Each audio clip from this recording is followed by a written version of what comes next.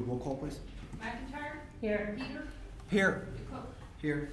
We do have a quorum. If you'd all rise for the pledge, please.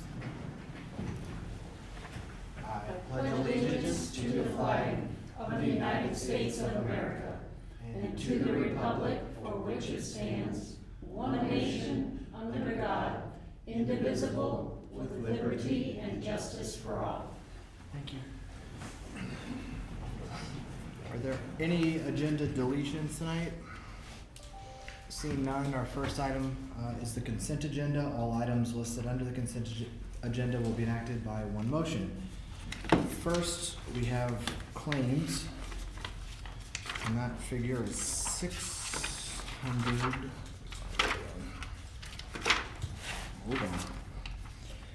$605,406.89, and I have no fringes. Minutes to approve.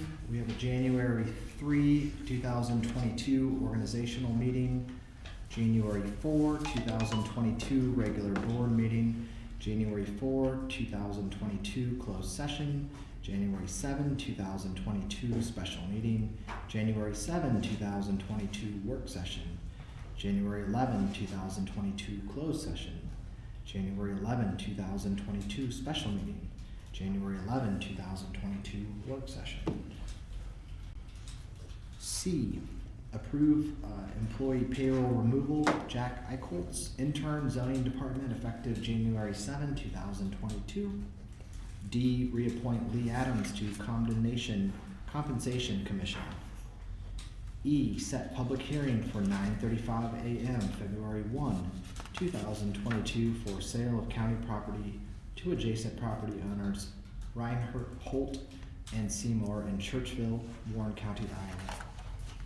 F, set public hearing for consideration of Chapter 7 tax sale certificate, Warren County Code of Ordinances at 9:40 a.m. February 1, 2022. First reading with possible action. Second reading February 15, 2022 at 6:05 p.m. And third reading March 1, 2022 at 9:35 a.m. G, set public hearing date for February 15, 2022 at 6:05 p.m. for Sean Westrom regarding a rezoning from A1 to C1 for land located at 4248 R57 Highway, Norwalk, Iowa 50211. H, set public hearing date for February 15, 2022 at 6 p.m. for Luke Judd regarding a rezoning from A1 to C2 for land located at 7799 Fulton Street, Indianola, Iowa 50125. I'll make a motion to accept the consent agenda. Second. Is there any discussion? Roll call, please. McIntyre. Aye. Peter. Aye. Cook. Motion carries. Our public hearing is set for 6:05, and by my clock, I have 6:03. So we will wait just a moment or two.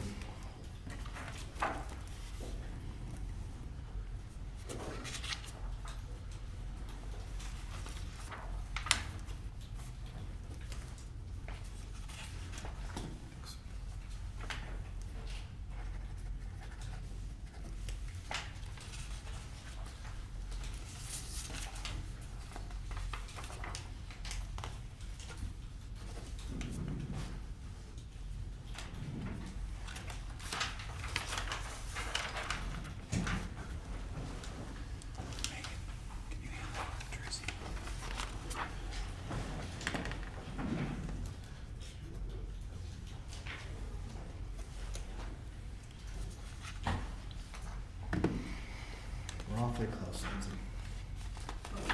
We're awfully close.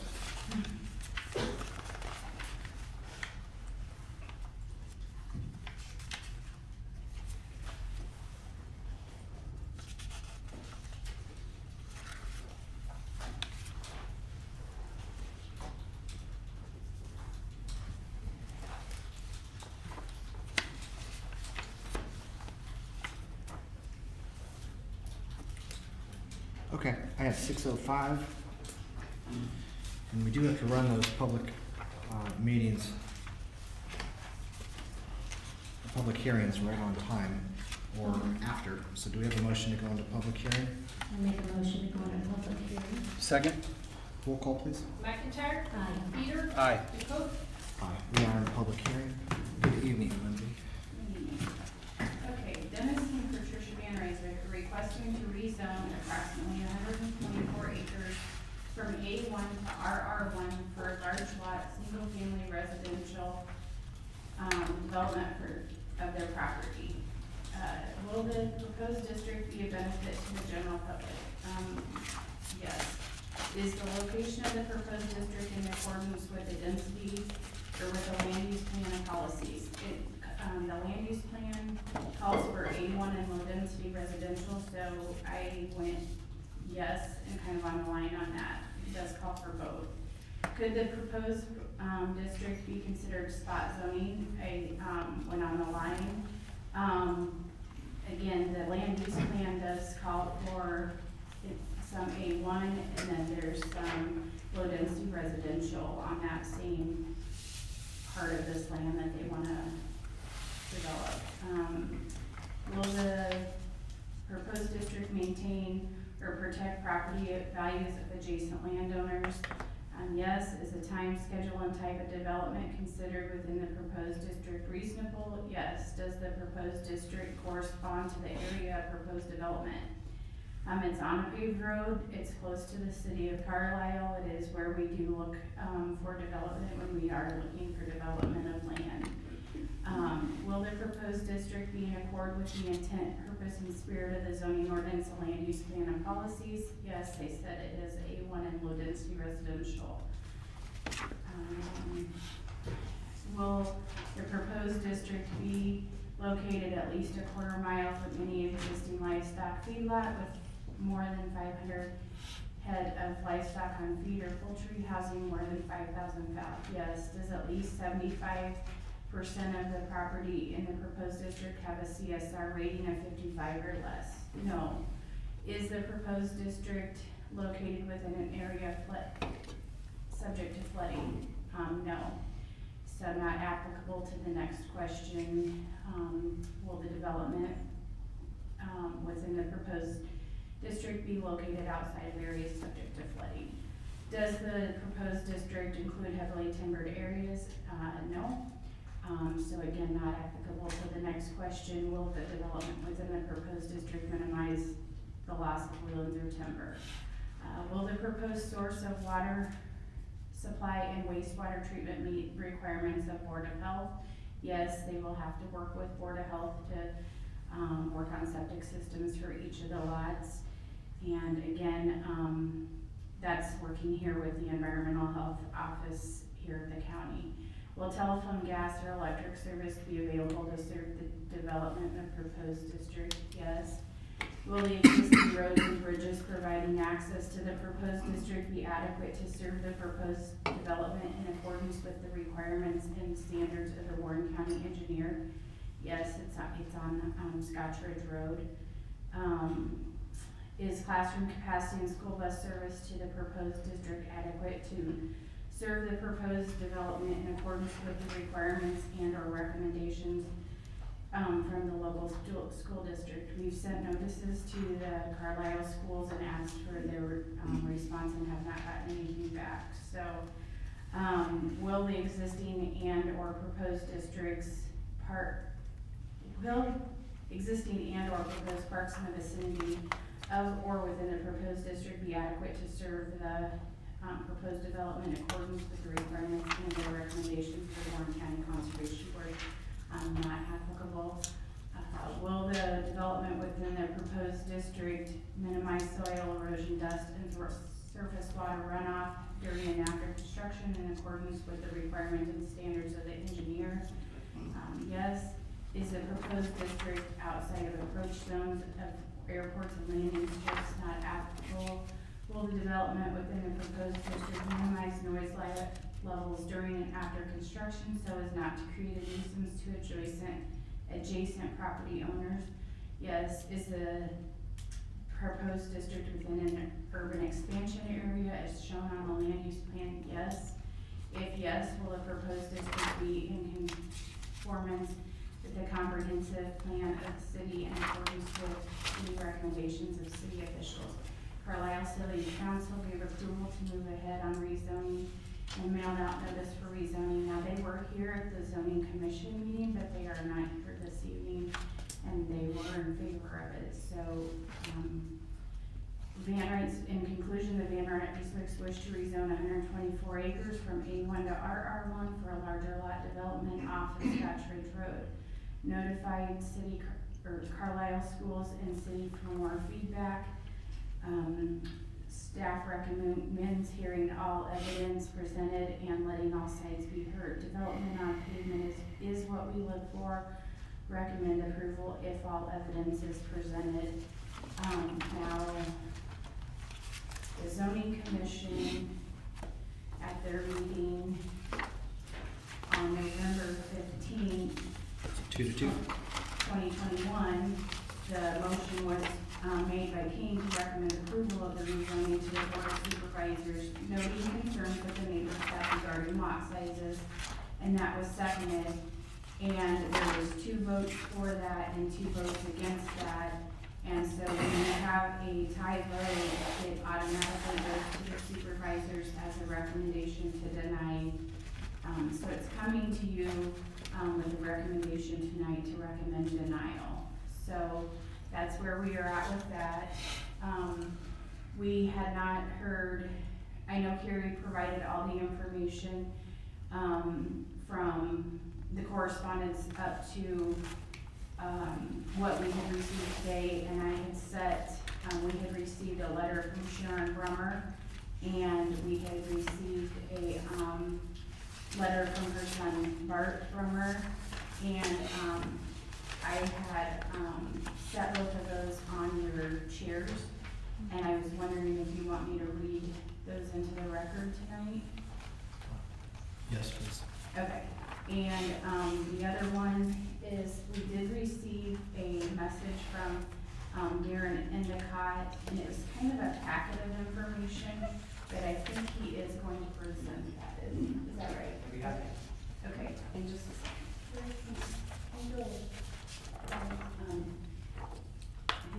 His letter, because I left it laying on my desk. Oh. I didn't put it in there, so. Okay, so I'm gonna start with Sharon's letter. Do you need Bart? Oh, yeah, you have it. Yeah, I just left it laying on my desk and didn't put it in the file, so, okay.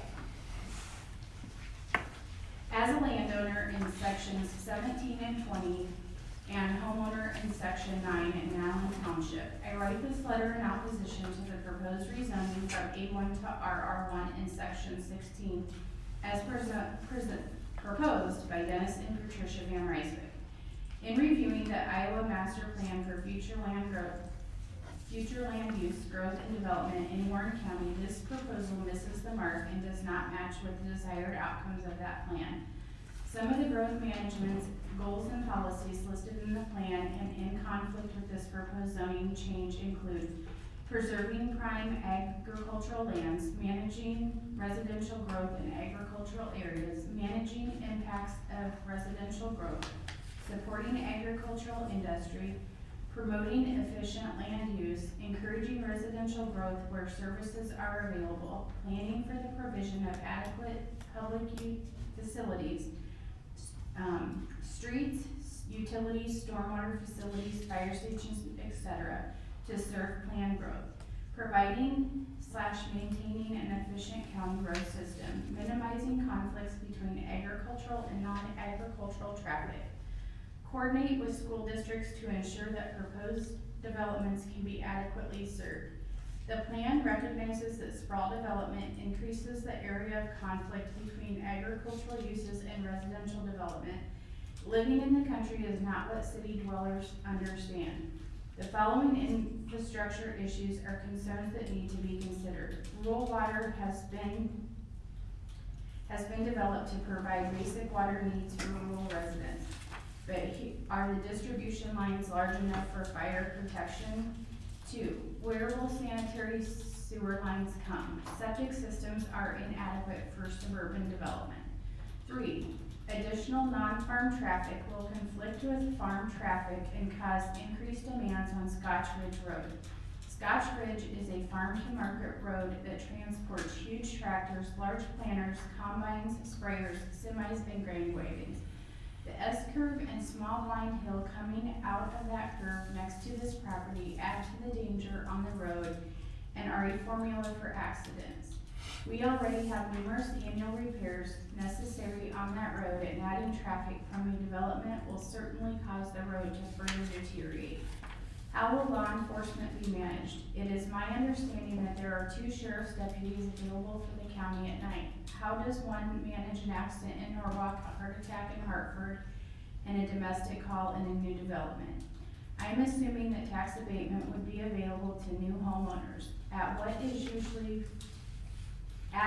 as that is usually for 5 years. Our already crowded school system will be affected with an influx of students in our elementary, middle, and high school, and no new tax base. Currently, 4 dwellings can be located on 40 acres. Well, I would like to see that continue on the referenced property. I could perhaps see 5 to 10 acre lots with stringent covenants as to home, square footage, building material, fences, and construction of additional sheds and pools to prevent hodgepodge development as an alternative. The county has placed a high priority on preservation of productive soils to be preserved to maintain the agricultural economy. I urge you to honor that commitment and stay true to the most recent county land use plan by not approving the proposal for rezoning of this property. The plan was written and approved for the purpose of preventing this type of development. Sharon Brummer. Okay. And then this is the next one. To Warren County Board of Supervisors. The purpose of this letter is to request a no vote in regards to a rezoning application from A1 to RR1 submitted by Dennis and Patricia Van Ryswick for property on Scotch Ridge Road.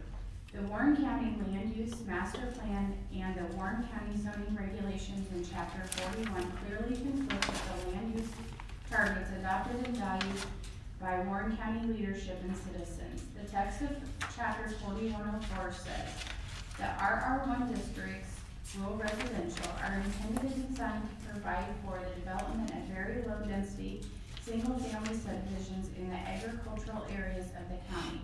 It is the intent of this section to provide for such large lot development in accordance with the basic land use policies adopted by the Board of Supervisors regarding residential land use and the preservation of agricultural land.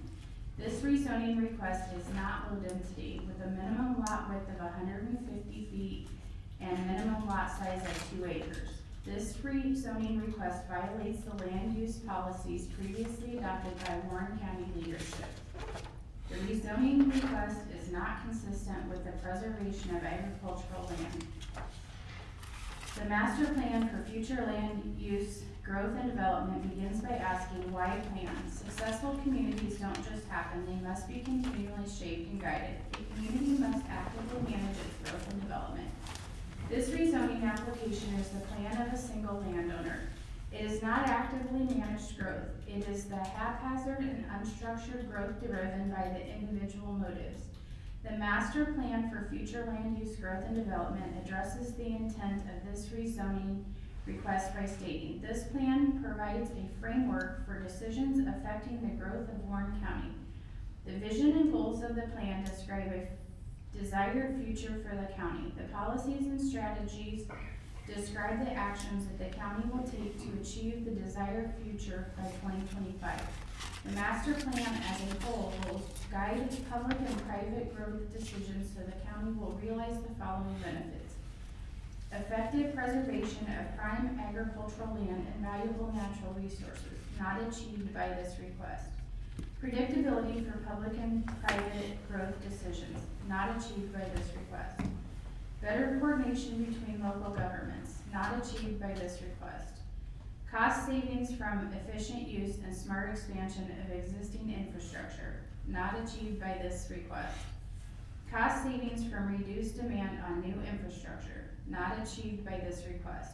Limited sprawl development through smart growth strategies, not achieved by this request. Retention of the rural character of the county, not achieved by this request. Increased support for community prosperity, not achieved by this request.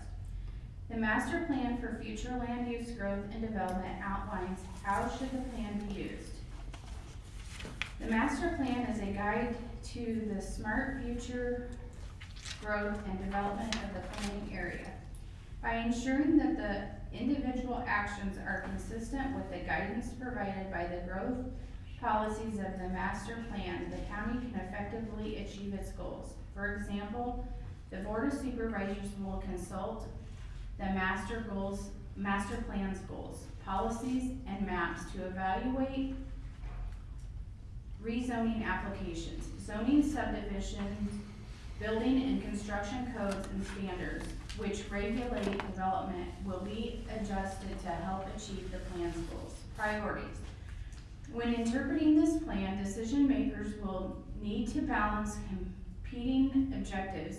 They will need to decide which goals are more important. If, for instance, an application for development of high CSR land that is contiguous with the city is evaluated, the board may determine that achieving efficient service is more important than preservation of agricultural land. However, as is this case with the rezoning request, when the same development is proposed on prime agricultural land in an area that cannot be served efficiently, the board would reject the proposal.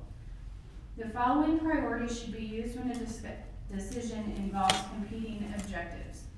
Agricultural land preservation means that high-quality agricultural land will be protected from premature development. Some prime agricultural land will be developed in urban service areas, but elsewhere in the county, development will be located and designed to minimize interference with agricultural operations. Residents viewed this as a high priority issue. Zoning decisions should be consistent with the adopted future land use map and the other policies of this plan. Establish a process and criteria for amendment of the future land use map and the land development regulations. Key issues: balance smart growth. Rural and city residents within the boundaries of the county are concerned about the large lot scattered residential development that is spread out in the county, particularly in the northern portion. Such unplanned growth can create barriers to planned expansion of infrastructure and city boundaries. Infrastructure is expensive, and barriers will add unnecessary costs to expansion and extension of services. Expansion of infrastructure is critical to the physical and economic growth of the county as well as its cities. Unplanned growth also consumes high corn suitability rating, CSR, agricultural land, and natural areas that need to be preserved. Sprawl development increases the area of conflict between agricultural uses and residential development. It is critical that the county's master plan provide better guidance for the timing and intensity of land use and development decisions. Peripheral development. There has been a proliferation of new parcels created through the plat survey process. There has historically been no requirement for these incremental small subdivisions of land to be reviewed by the county zoning office before recording. The process has created more intensive development than is allowed by zoning without the benefit of adequate review or consideration of the cumulative impacts. These developments form an obstacle to rational urban growth. Concerns about the extensive use of the plat survey process has been one of the prime motivations for defensive annexation by cities. Such plats generally use septic tanks and well water or Warren County rural water supply system distribution lines that are smaller than the 6 to 8 inch diameter lines necessary for fire protection. Additional non-farm traffic has created conflicts with farm traffic and increased demands to pave rural roads. Rural planning and development regulations. Rural residential development consumes valuable farmland, generates public service liabilities that usually exceed revenues from the development. often that interferes with the normal farm practices and increases pressure for conversion of additional farmland. Chapter 4, the county's master plan proposes to limit rural development, particularly at the fringes of defined urban service areas, to avoid creating barriers to the long-term growth of the county's communities. Land use. The rural area is intended for agricultural and other very low intensity uses. Limited residential development may be allowed at densities not to exceed 4 dwellings per 40 acres where adequate water and roadway systems exist. The county may approve cluster developments at greater densities. All rural area development shall be designed to avoid interference with agricultural operations. Rural areas goals and policies. Goal 3.1, to maintain the rural character of the countryside. Policy 3.1.1, allow development at densities up to 4 dwellings units per 40 acres where adequate access and road capacity exists. Goal 3.5, to prevent premature development and preserve the most productive farmland in rural areas. Policy 3.5.1, recognize that agricultural land is the principal natural resource of the county. Policy 3.5.2, limit rural residential development on agricultural land with a CSR of 60 or higher. The lands in question exceeds this minimum threshold. Allow limited rural residential development through the planned development process where adequate road and water capacity exists, soils have limited productivity, and the development would not interfere with existing agricultural operations. This rezoning request is simply outside the parameters, the intent, the vision, and the goals of the adopted land use plan. It would be a sad and unguided decision to ignore the key issues, the concerns, and the established goals identified and developed by Warren County leadership and citizens that have held true over the course of time. Simply a no vote is consistent with the direction the county has previously chosen. My concerns would be addressed should the development request meet the accepted and standard outcome of 4 homes per 40, allowing and inviting one-off request leads down a long and slippery slope predicament on the mindset of anything goes in Warren County. Regards, Barb Brummer. Okay.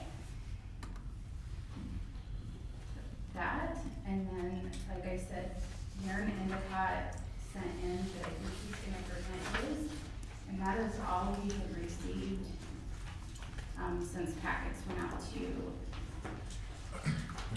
I do have a few questions, but I want to hear from the folks in the room and all first, and then I'll make sure that I get my questions addressed before we end up. You know, the applicant is here too, so. Perfect. Who would like to start? Is there a, Lindsay, should we hear from the developer or the applicant first? Let's do that.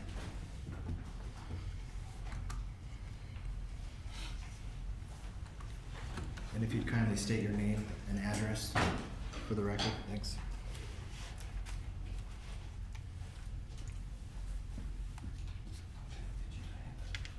There's 2 sets.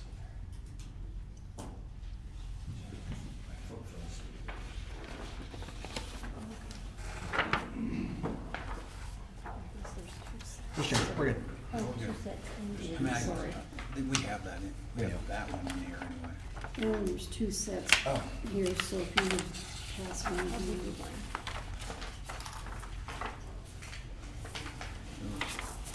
Oh, I see. We'll take 2 of those ones too. Yours are all the same. And these ones Oh, are- I see. Sorry about that. There we go. Split 'em up. Chairman, members of the board, my name is Brent Colvin, Snyder and Associates at 2727 Southwest Snyder Boulevard, here in Ankeny, Iowa. Representing Dennis and Pat Van Ryswick. Their location is 15018 Scotch Ridge Road. What I handed to you tonight is just closer exhibits of those. Those are kind of hard to see, and kind of so you can see the lot configuration better. We're proposing rezoning on 124 acres along Scotch Ridge Road. approximately 3/4 of a mile west of Carlisle. Our proposal from A1 Agriculture District to RR1 Rural Residential District. This district's the largest lot rural or residential district in Warren County. According to the land use map of Warren County, this area is described as low-density residential. And working with staff, felt like the R1 zoning district would best emulate our proposal out here.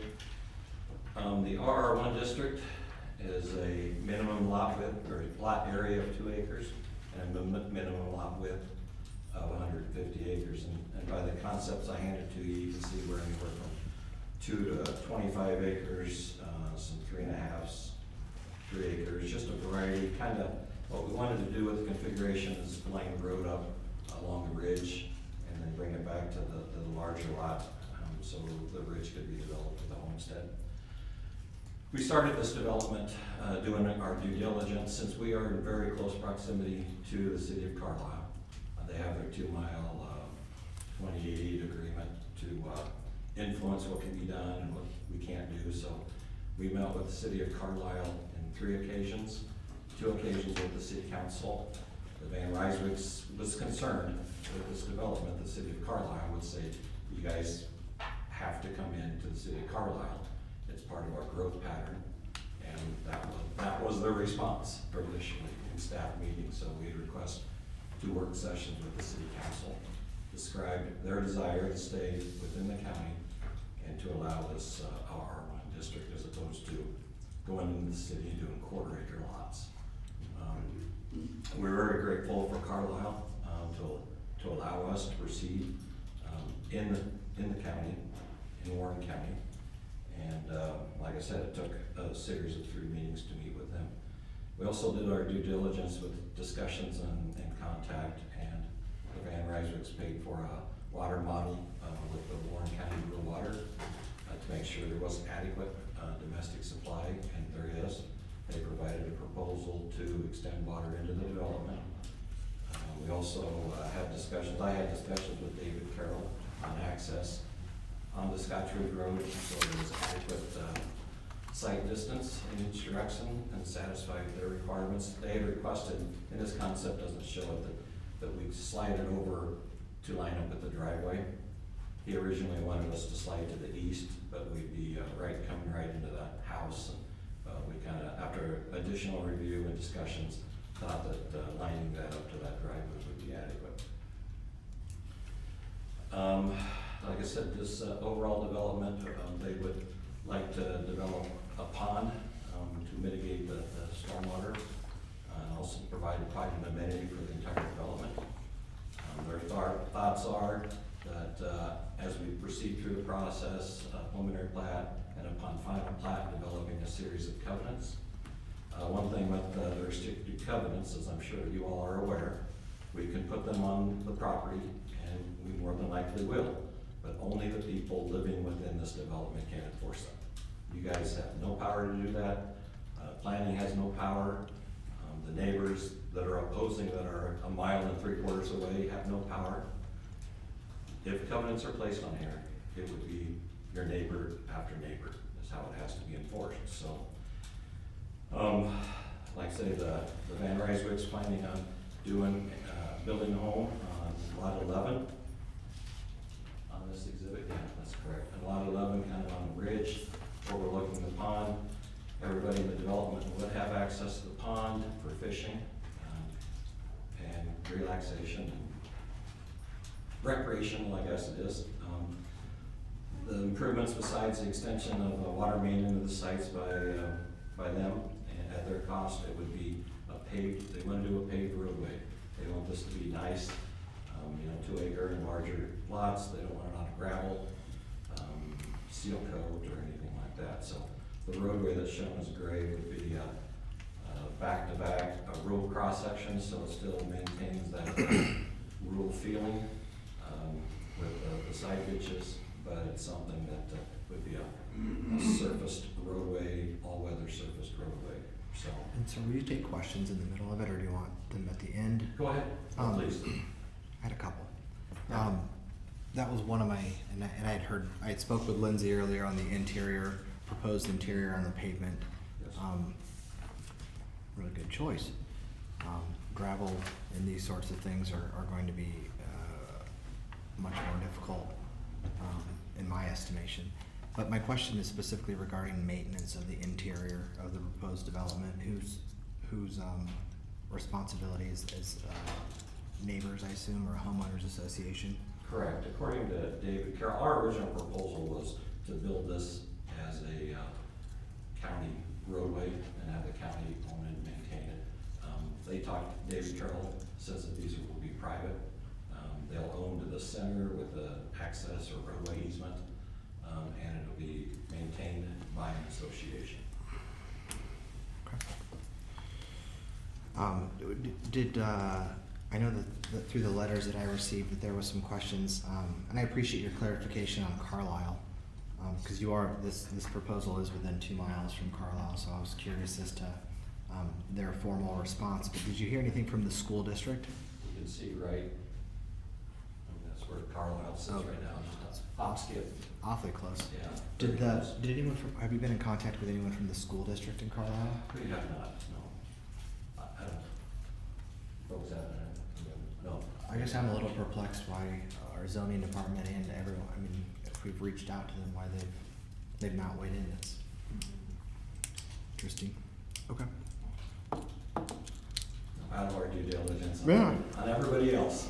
I get it. We just thought with the number of lots that there wouldn't be a question, but we can always do that. We can always do that. Sounds like planning staff has reached out to them. Did another one of the questions that I'll just ask you, and I'll speak to the neighbors too, but what is the quorum suitability rating for that 124? Do you have a ballpark? 62. Thank you. The other concern that came up, and I know that there's a lot more concerns, but the other concern that was mentioned, at least in the letters, were something with respect to tax abatement. And my guess is that if you're outside the city limits of Carlisle, which this would be, Carlisle isn't setting any sort of a tax abatement on a proposed development.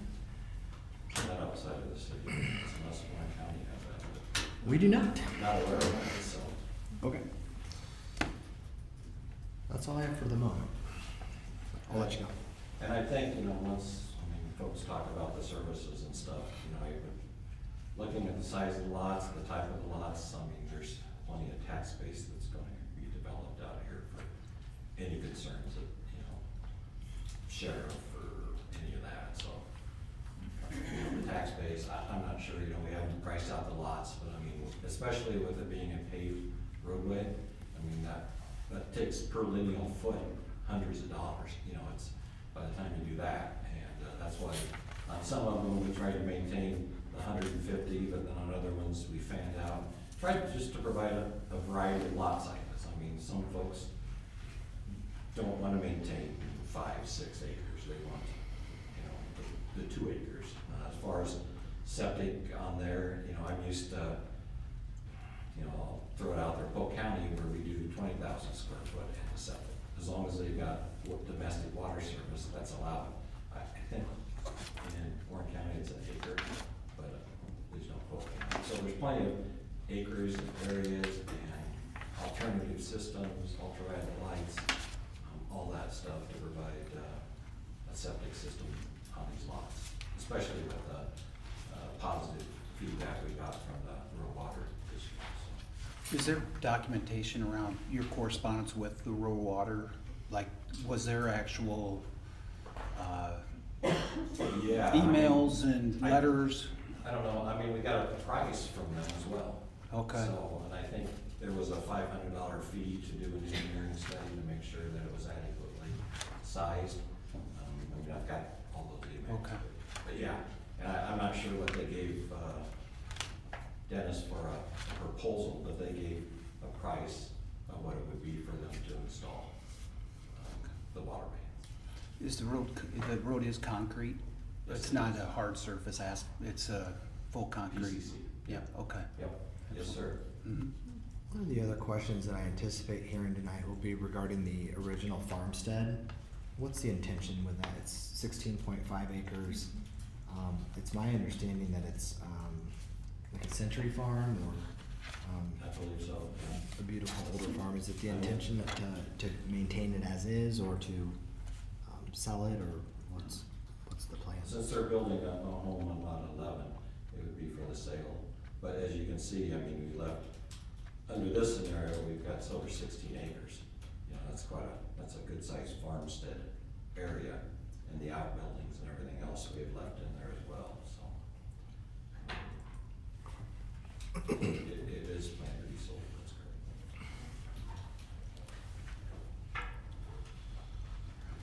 And I know I'll just add on the zoning commission, when we had some discussions, there was, discussions of mobile home parks, and all of that.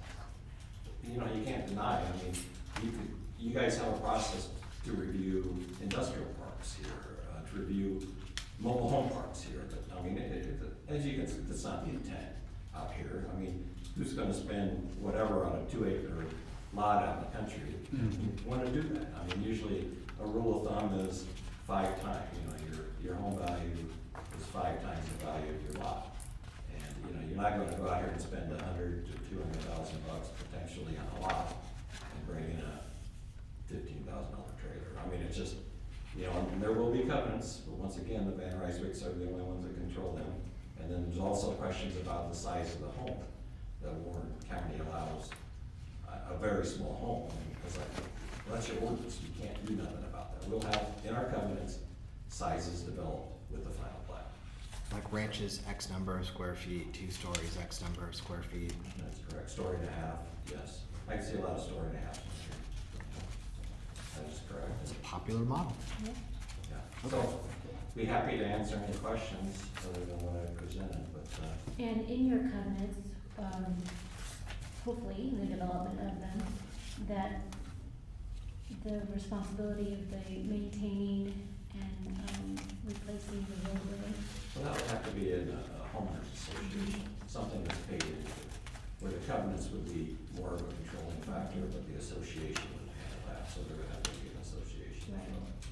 So I just want to make sure that has come up in another development. Oh, yeah. Yeah, I'm sure, it's just, that's why I originally approached it, that it was a county roadway, because of long-term and future maintenance, and repair and snow plow, but if that's not the way it's done, it's not the way it's done. We'll do it right, and, it'll be a nice roadway, I mean, it'll be a nice, very nice roadway, so.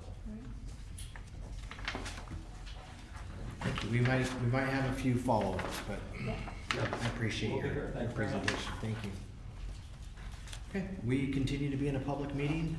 This is your time to weigh in, and we will certainly hear you out. Would anyone from the public like to speak?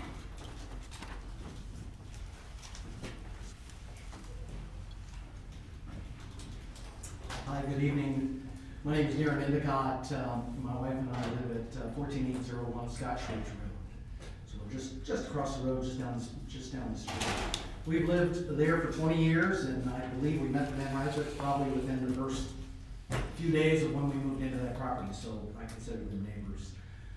I was asked by a group of my fellow neighbors and property owners, which I sent you a packet, I provided that to you today, but I was the lucky one who got nominated to speak. I wish I was near as eloquent as the Brummers were with regards to their concerns, but ours are very similar. The folks that I represent, there are several of them that couldn't be here. There might be a few that are on the live stream, but Ben and Raven Berry live at 1425 Scotch Ridge Road. Joe and Stacy Dunn, 4268 140th Avenue. Diane Jennings at 14985 Scotch Ridge Road. John and Shirley Johnson live at 14029 Scotch Ridge Road. Stephen and Terry Mitchell also live on Scotch Ridge at 14941. Joyce Penick lives down at 13351 Scotch Ridge Road. Mike Penick is on 140th Avenue at 4733. Aaron actually is with us tonight. He's at 3325 143rd Avenue. Gary Smith at 15398 Carter Street. The folks that are here with us, I said my wife Morgan, Alfonso Valenzuela Gamuccio at 14586 Scotch Ridge Road, Douglas Rooney, also at that address, Dr. Dennis Woodruff, he has ground on 140th Avenue, with parcel number 100019022, and Dave Jones at 15165. So this is just a group of neighbors that got together, probably right about the November timeframe when the zoning commission got together. Some of us were here at that committee meeting, maybe it was known I wrote in, with regards to our concerns. The handout that I gave you's got all of our names and addresses on it. It also has a counter proposal that we would suggest. But first and foremost, we believe the Van Ryswicks, I mean, they are our neighbors, and we believe they have the right to petition for rezoning of their property, how they see fit within those zoning applications. But similar to what the Brummers said, there's a lot of city plans, county plans that also have to be taken into effect. So we just want to bring some of our concerns. Most of our concerns have to do with this density aspect that was brought up earlier today. So, with regards to potentially 30, 40 homes on this 124 acres is a concern. First and foremost is safety. My two sons were raised on this road, and the bus stopped to pick them up. And so the concern that I have is that school bus will have to stop on Scotch Ridge Road for 30 to 40 homes. Hopefully these are good-sized homes that have lots of children in them, because it's a great place where I raised mine, so I understand that. But that's a concern with regards to this section of the road has lots of S-curves. And so many of us that have fences and mailboxes, and I mean, it seems like an annual occurrence that we're helping a motorist flip their car back over. Not more than probably a year ago, the Rooneys and Galuccios had a near fatality that happened right outside their home. So again, it is a very busy, as the Brummers pointed out, road with regards to farm and market. So that's just the concern that we have with regards to, and our estimates are probably 2.5 cars per home. So if you put 40 homes there, all of a sudden you're pushing up to 100 vehicles daily going in and out of some sort of a area right there on Scotch Ridge Road. So in addition to traffic, some other concerns was brought up was the rural water availability. I know the study hasn't been done yet. I know that'll probably be done later on if this is approved to move forward. But that is a concern because many of us, we have livestock. Several of our neighbors have livestock that essentially are off this water supply. And so if it gets depleted, or if there's interruptions with it with regards to having to put in new, that's a concern. In 1993, when that was put in, the PNX pointed out that they're still dealing with the ramifications of when that renovation was done there with that, and the concerns that they have with regards to doing that all over again to disruptions of their life. The density of homes has lots of us, also concerned. You've heard it already: fire, police, sanitation. We realize Carlisle is close. We know it's right there. We understand that. There's also, the newest development that was just built there are homes that are 1,400 square feet, no basements, on about 1/10 of an acre. So that doesn't sound like low density, but that's Carlisle. We're Warren County, Scotch Ridge Road, a group of neighbors that really love where we live today. That's why we moved there. That's why we raised children there. Many people built their homes there. So that's a concern we have. And the most recent Scotch Ridge home that was put on the road, it's being built right now. It's right in between two of these parcels. It was brought in on wheels. It was brought in on 3 different sections. So there is a real concern by many of the neighbors with regards to what will happen here. That's a 2-acre lot, and it's a modular mobile home that came in on wheels. So that's just a concern that was brought up there. So again, it just isn't fitting with what's done in that area. One of the most recent developments that was done by the Renards and the Berries, they bought some land from the church. The Catholic Church had about a 20-acre parcel there. They went through and did what I think most of us could get our heads around very quickly, which is larger lot sizes. There's 2 5-acre lots, there's 1 10-acre lot. Beautiful homes have been built there, and they're raising their families there, and it looks very similar to the neighborhood and the area that we moved to. So that's just another point. Our concern, as was pointed out by the Brummers eloquently, was the slippery slope of what does this do as we move forward. There's several large tracts here that are along Scotch Ridge Road that could essentially go down the same path, which is a concern for us. We love watching the balloons come up. They come up all year long. We watch the fog come up off the Middle River. It's fantastic. We love the area we live in. And we're not saying no.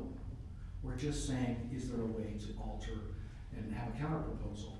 And so that's the intent that we have here. So again, I placed that counter proposal in yours. It's larger lot sizes, minimum 5-acre lots. Another that I didn't put in there is just reducing that.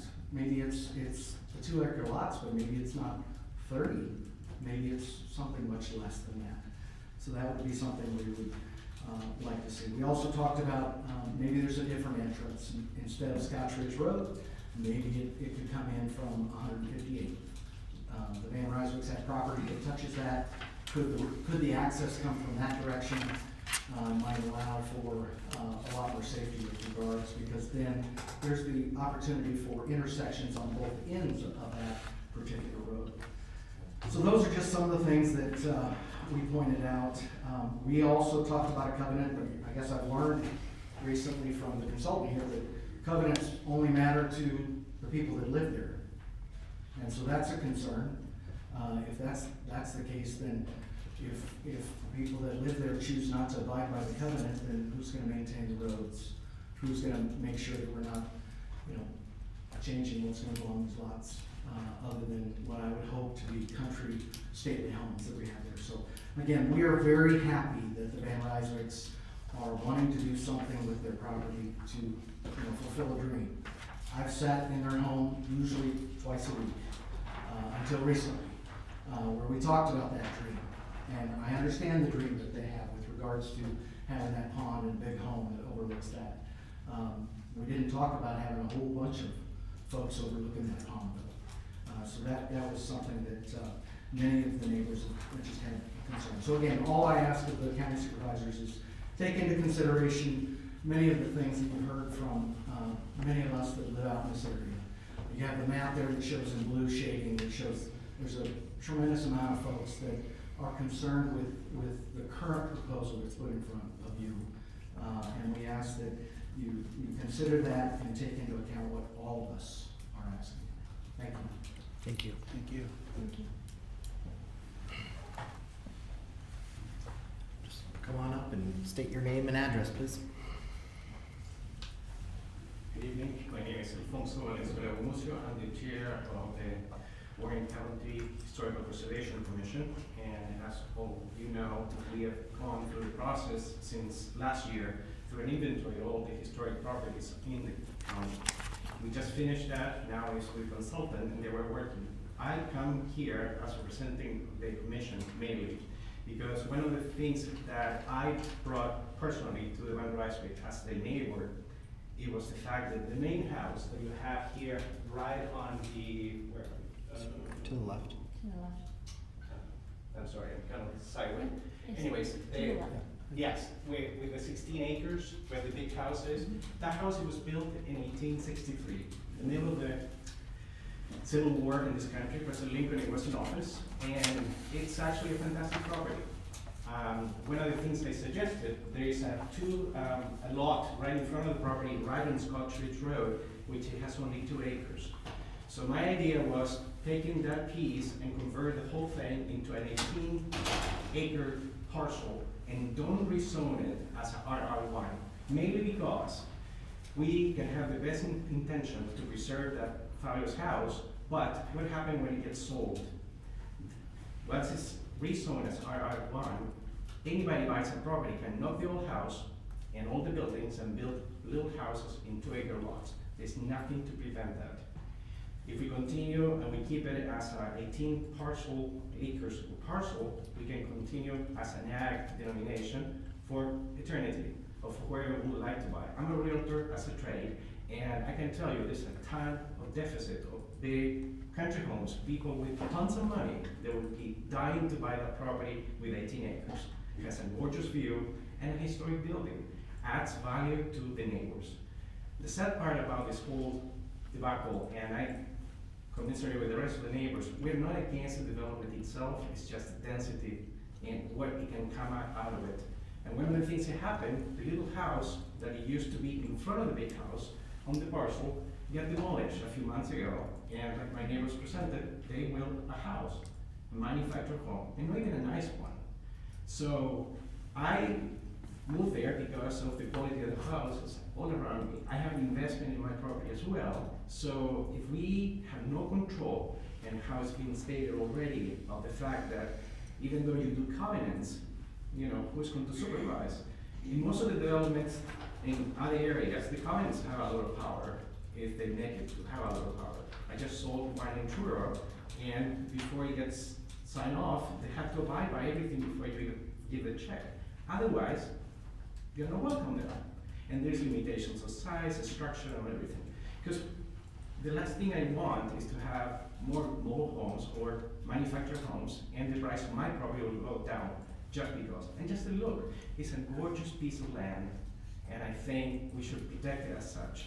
And we mentioned about all the traffic we have with already with, you know, combines and farm equipment, with the traffic as it is. It's already crazy to get my mail across the street, let alone adding 100 plus extra more cars. So I think if you guys have time to look into the proposal that we did with larger lots, it would be a great thing. I think we all be happy with it, as long as there's regulation behind. And that's all I have to say. Thank you for your time. Thank you.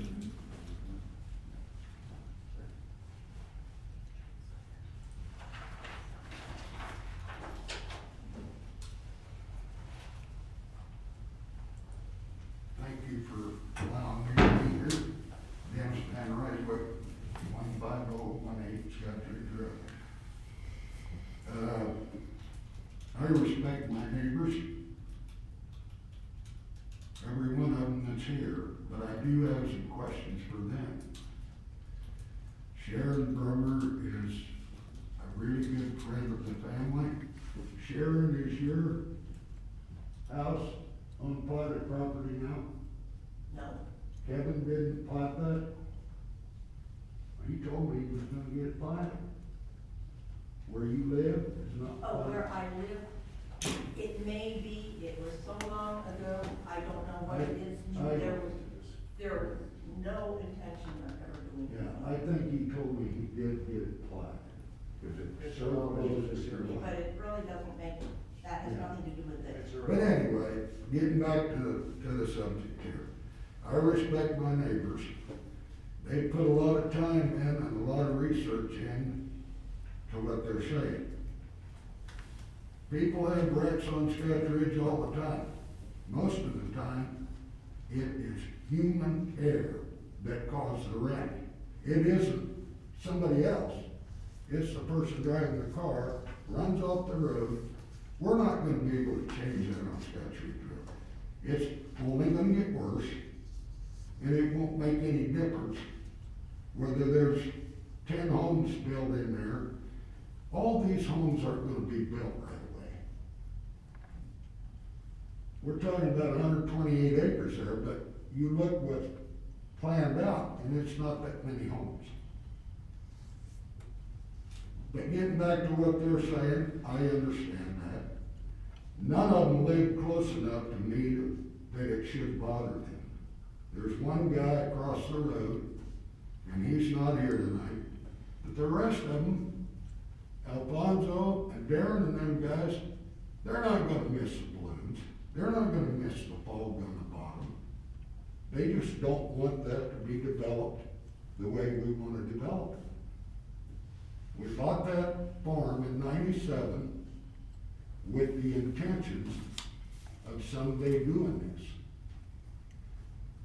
We had to buy out 2 brothers. My wife, Dad passed away, we had to buy out 2 brothers. One of them got 2 acres, and a half acres above that little pond by the big house. And they put in a modular. It's pretty nice modular. I don't care for them, I'm gonna stick build my house.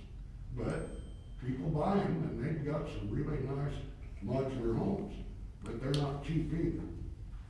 But I don't think that we're gonna impact any of their view at any time. And it's gonna happen. I can go to Carlisle tomorrow and annex into the city, and it will happen. I don't wanna do that. You guys need tax money to take care of the county's obligations. I don't wanna annex into the city. Now, all the neighbors that didn't show up here tonight, that live right next to this property, think it's a good deal. I guess I should have had them come over. But I didn't realize I was gonna. And as far as rural water, if rural water goes and tears down through there, they got an easement on that ground. They'll do as they please. It's already been established. You see what I'm saying? But we've got the water. We went, done a study, and we've got plenty of water. So it's not a problem. And as far as the land, the one piece of land that we're wanting to build on got taken out of pasture after 80 years, 10 years ago. So it's not been in production forever. When I sold my cows, that's when we got permission to tear up part of it. Half of it is grass now, of that front. So it's not like we're taking a lot of production out of anything. But thank you for your time. And on the front lot, like Alfonso said, the one west of Jerry's, the 2 acres, I could consider taking that out of there. I understand about the old house. I'm not gonna put it in the historical society myself. There's money there to redo it, but it isn't gonna be me. If somebody wants to buy it and get that money, they have to live with those regulations. Thank you for your time. Thank you.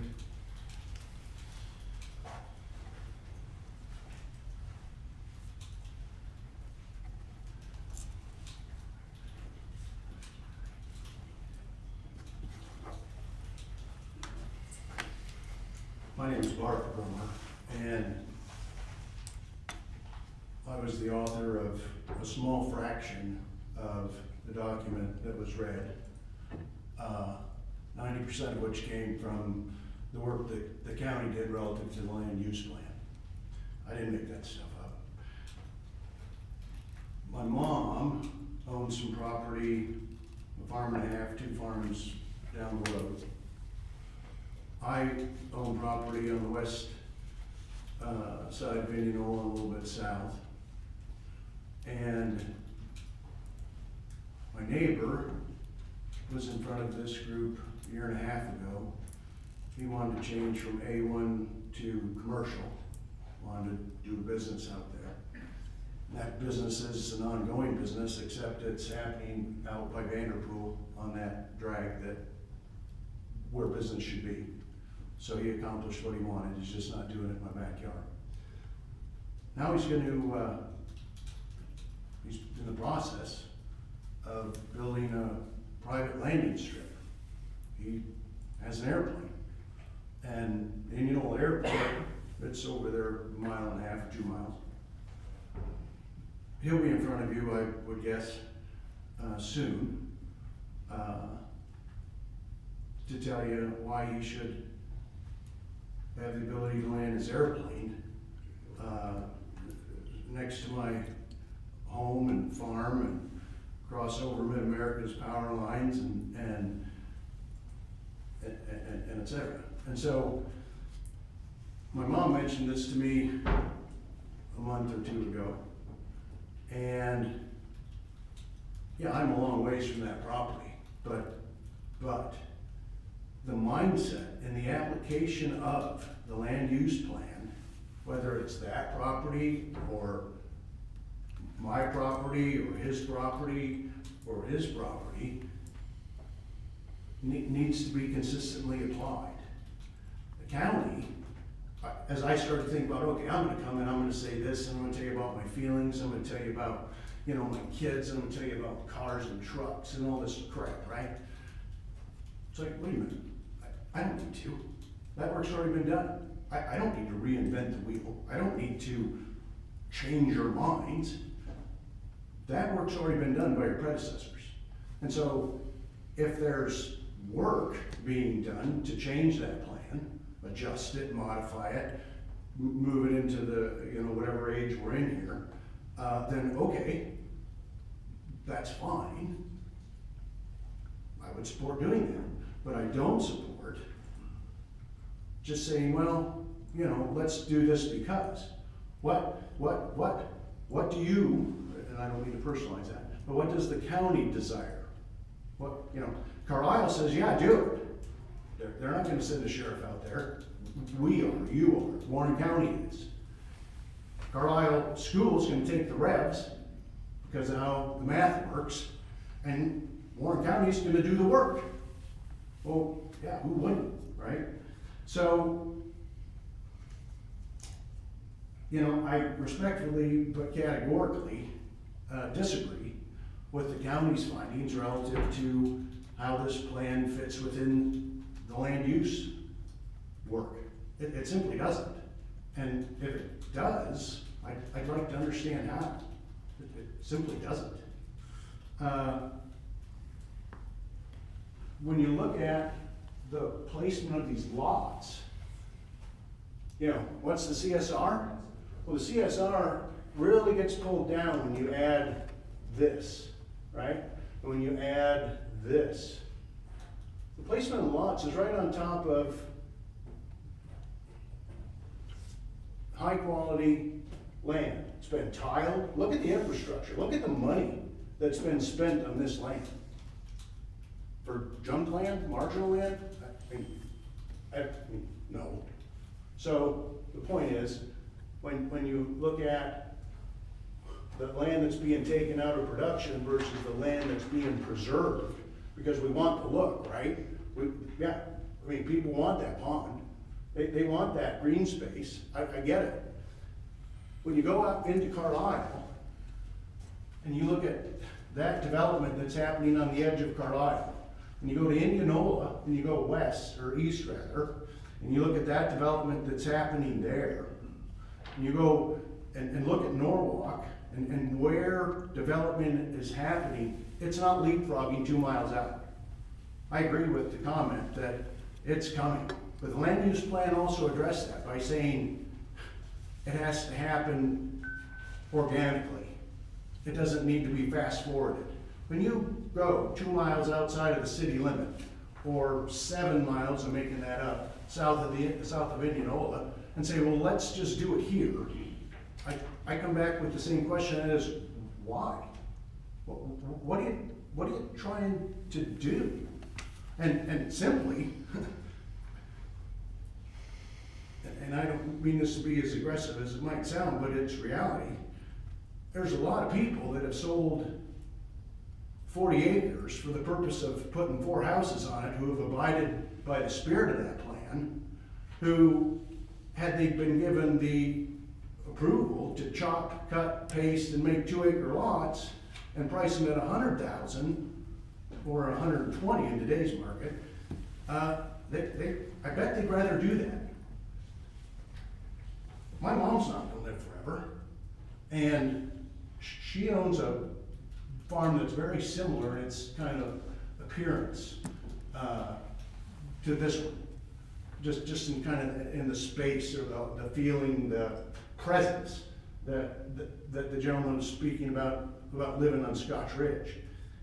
They want to live on Scotch Ridge. They don't want to live on Willow Lakes or Pine Needles or whatever somebody decides to name it, so that, you know, we can sell those $120,000 lots. And so, to conclude then, I mean, as I was working through my document that you have in front of you, the work's been done, asked and answered. I reinventing the wheel here, I don't see a need for it. Thank you. Thank you.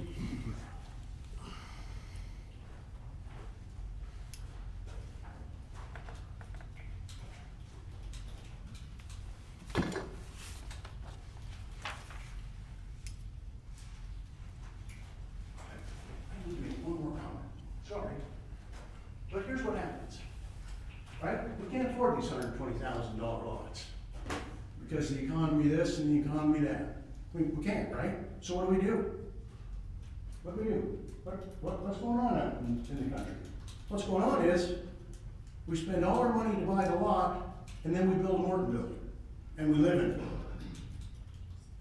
That's what we do. That's what's going on. Get in your truck, car, drive, that's what's going on. They sold the land on Highway 65, 69, South Indianola, a year ago. Lot signs, lot signs, lot signs. What goes on? Morton building, Morton building, Morton building. Homes that people are living in. And what I heard relative to covenants was, yeah, good luck. Nothing, worthless. Don't even write them down. What for? Nobody has to abide them. So, waste of time. But what happens is, they put up the Morton building, they live there. I've been into this county building 3 times over the past 5 years to complain about a motor home that's sitting on R57 highway, a stone's throw, 20 feet from the road. The front window's broken out. If you sit there long enough, you'll see a raccoon come in and out of the stovepipe that somebody's put in there for heating. There's no activity there. There's nothing going on there. Nobody's living there. It's just there. And so, again, it all seems very attractive until reality sets in. And if you got a barn dominium, or you got a mobile home, or you got whatever, that's what you got. That's all. Thank you. Is there anyone else? There won't be any Morton buildings on that farm to live in. These are gonna be high-end homes, and they know that. You can go on with this rhetoric all night. It doesn't change anything. They will not be Morton buildings for homes out there. They're gonna be nice homes.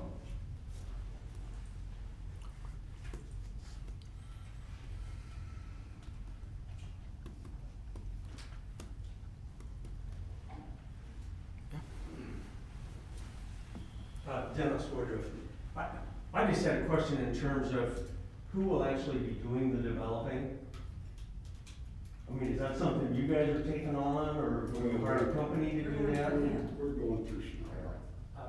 We're an engineering consultant firm to do the design and stuff. So you would, okay, We don't manage the construction, they would. do the that project. was my They're question, the- I guess, they're the that's developer. beyond that, so you guys would manage what goes in there and so forth. Great. We'll be the ones that put the lake in and the road in and whatever we have to do. Yeah, well, it's very important to do it right, there's no question about that, that's If we what, can't do it right, you better not do it. no. So, anyway, And so we you'll have do met the the design. county, we have met the county code and regulations from page 1 clear down to page 100. I would have spent all this money already if it wasn't up to what the county said it had to do. So, okay, just so I understand, so the actual development in terms of roadways and where water goes and where sewer goes and that sort of thing would be your thing, and then That's correct. you would actually do the building, build the houses, or? Well, they'll We do- sell the we'll- lots. We'll sell them lots and they'll hire their own builders. But there will be stipulations on the size of the homes. They're not gonna be junk out there. Okay. Do you have any of those, excuse me, I'm not meaning to light anybody up here. Do you have those available now, or is it only at the last plat that those become available, what the design standards and so forth are that you mentioned? I'd like to hear more about those personally. We're working on that now, so that's what we're trying to do now. Covenants are not part of the rezoning. They're not part of The the covenants rezoning? are not part of the rezoning. What they're here tonight is to decide whether the land can be rezoned from A1 to RR1. The covenants are part of the development process in the preliminary and the final plat process. Okay, And what they mean by, the county does not enforce the covenants, is what they're saying, is if they have covenants, which most developments do, and they get recorded with the final plat, those are enforced by a homeowners association. The county does not enforce covenants, but if you Okay. have a homeowners association, which it sounds like they're forming, planning to form, Brent talked about that early on, and so those homeowners associations then take on enforcing those covenants for those developments. So, Okay. does that kind of clarify that? Yeah, Thank you. so you will have a chance, if this is rezoned to RR1, you will have a chance to kind of talk through what their plans are for sizes and that in the covenants when they talk about those in the development process, in the. so this group would have another say at that point in time? Yes, because you'll obviously get notice for a preliminary plat, and then the preliminary plat would be approved by the zoning commission or recommend approval or whatever. And then it goes on to final plat in front of the zoning commission, and then again in front of the supervisors. The supervisors have final say over a final plat. So at that time, you would be discussing kind of what their lot sizes, or what their house sizes are, that kind of stuff. But again, you have to remember, the county doesn't enforce that, that's enforced by a homeowners association. But you would have a chance to review their covenants. Okay, So. all right. Has there been any discussion about a different entrance, which Darren, I think you've had drawn up tonight, and that's really the first that I have seen that, but one of my concerns is safety, specifically as you go down the highway through the curve and, you go downhill and then you get into the S-curves and that sort of thing, and that's a difficult area to negotiate, and so school buses and all that, to me, that is a concern. So I haven't stood on the property and looked at it to know if that's the right place for it to be. But if there's an alternative, I would think that would be much better. That's a busy road. That was the location by site distances and mile per hour speed limit that was selected by the county engineer. Yeah. With information we provided them. Now, in future, will that get over to that gravel? I mean, if we gotta connect onto a gravel for our first phase, I mean, that changes the complexion of this entire development. I mean, then all of a sudden you got a gravel road on the inside. No, you know, we're setting that along Scotch Ridge Road at a location that meets the criteria and requirements of the county engineer for site distance and stopping distance. Does the county have any plans on Carter, on that road in terms of, paving or that sort of thing? Is that something that's in the works, or? As far as I know, it is not. Okay. There's a lot of roads in the county that would, folks would love to have paved, but it's also 1.1 million or more per mile to do so, and so Right. the budget's not going to permit that. I will make one quick point. One, our engineer is online, so David Carroll, if you want to jump in at some point, that's great. And then the second one, and this isn't directed at you specifically, but just in general, just make sure comments are directed towards the board and Okay. as opposed to the audience, because the back and forth isn't really helpful at this point. Absolutely. Thank you. Is there a certain thing you want me to address? Yeah, I guess I've heard a couple folks mention the school bus. Is there a turnaround, or if a fire truck or something needed to be into the proposed development, is there an ability to get in there, and or could a school bus get into the development so that they're not doing a stop on Scotch Ridge Road? I'm not certain about the school bus, that would be up to their transportation director at the school. If we did have to stop on the road and there were kids there, we'd have to put school bus stop ahead signs up at a minimum. As far as fire, traffic or emergency traffic, the cul-de-sacs have to be sized, to a certain, radius, it's 45 feet generally for. To allow a turnaround? Yeah, so that allows even a semi to turn around within that cul-de-sac. And most of those standards come from the statewide urban design standards or SUDAS that we require. As far as plans of paved Scotch Ridge Road, I know we've discussed it. If you move forward with a bond at some point, that would be on the list of overlays, but if it wasn't bonded for, it could have this sort of funding at a future date. And there was a question, I think it was in respect to, was it Dubuque? You said Carter. Or Carter. And yeah, there's no intention to paving that in the foreseeable future, is that right, David? No, it's in a floodplain. Yeah. Sometimes I guess correctly. Okay. Could the engineer or someone from, could you speak to the water survey? I think that you started your comments with, that a water survey had been accomplished or that it's in the process and. Brent Snyder and Associates.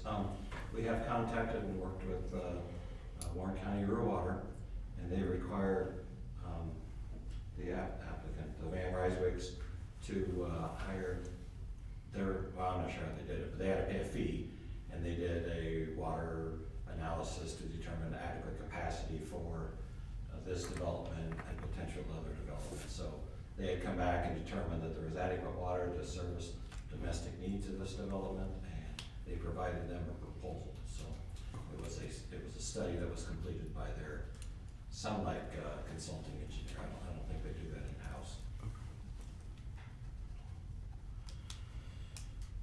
Okay, those are. Another thing I'd like to add is a lot of folks are talking about urban sprawl, but they want bigger lots. I mean, urban sprawl's bigger lots is what it is. We're looking at a land use that's low density residential. The largest lots that are residential in Warren County are the RR1. That's what we're matching. So, you know, but anyway, I'd be happy to answer any other questions. Thank you. Is there anyone else from the public or online who would like to speak on this matter?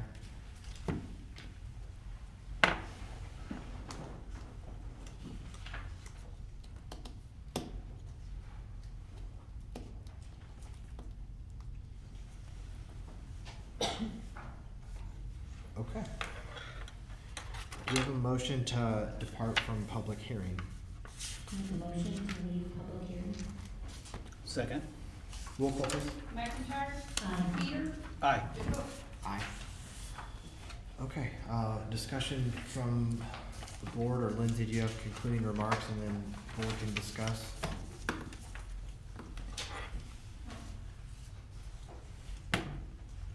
So as a recap, we have a 2-2 zoning recommendation. So it's split. We have a recommendation from our zoning director to approve. We've heard from neighbors, we've heard from the landowner, we've heard from the developer, we've heard from the engineer. Thoughts from the board?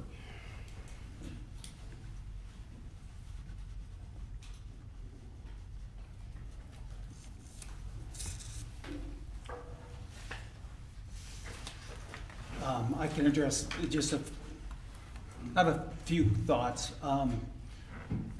Being serving on a school board and like a concern or a valid concern from a school district, I wouldn't see that. A school district's motivation is to increase their enrollment most of the time. It's really a dependent thing for a growing school district to increase their enrollment, and it has it impacts their revenue and their ability to serve children. So if I'm on a school board or I'm a superintendent of schools, seeing a development like this coming in that would impact me in a positive way with enrollment, that's been the traditional thoughts from a school perspective.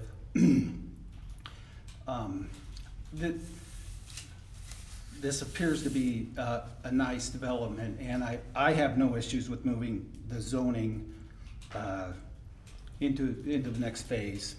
That's where I'll stand on this. And then, but from a neighborhood perspective, we'll get to the next phase of covenants, and I'd like to see some strong covenants.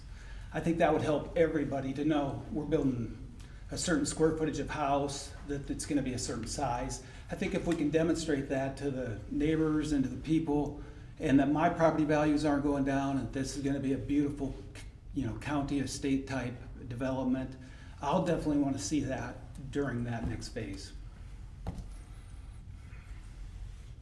And I'm anticipating you're referring to final plat review? Final plat. For the board? Yep. Okay. Supervisor McIntyre? Yeah, I think this is a good, case for renewing and updating our land use plan. Couple of things that I heard tonight, covenants, I too would really like to see those developed.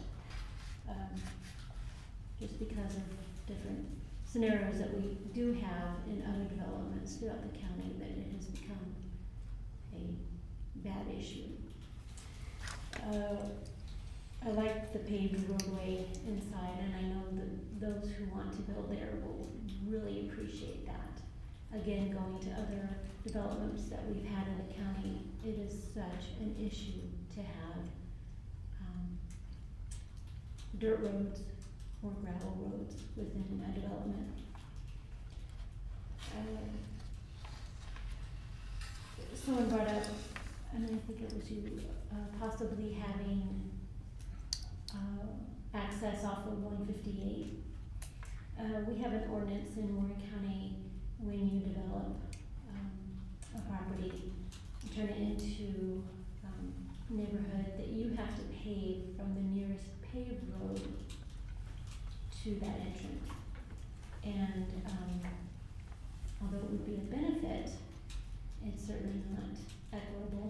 I think if they're trying to maximize, especially if they have this access right off of the paved road, and it is, the site distance meets with the engineer's approval. So, and then there were some also, it is in a floodplain, and displacing the amount of dirt that would be needed to raise up the roadway. We don't even know if DNR would allow us to do that.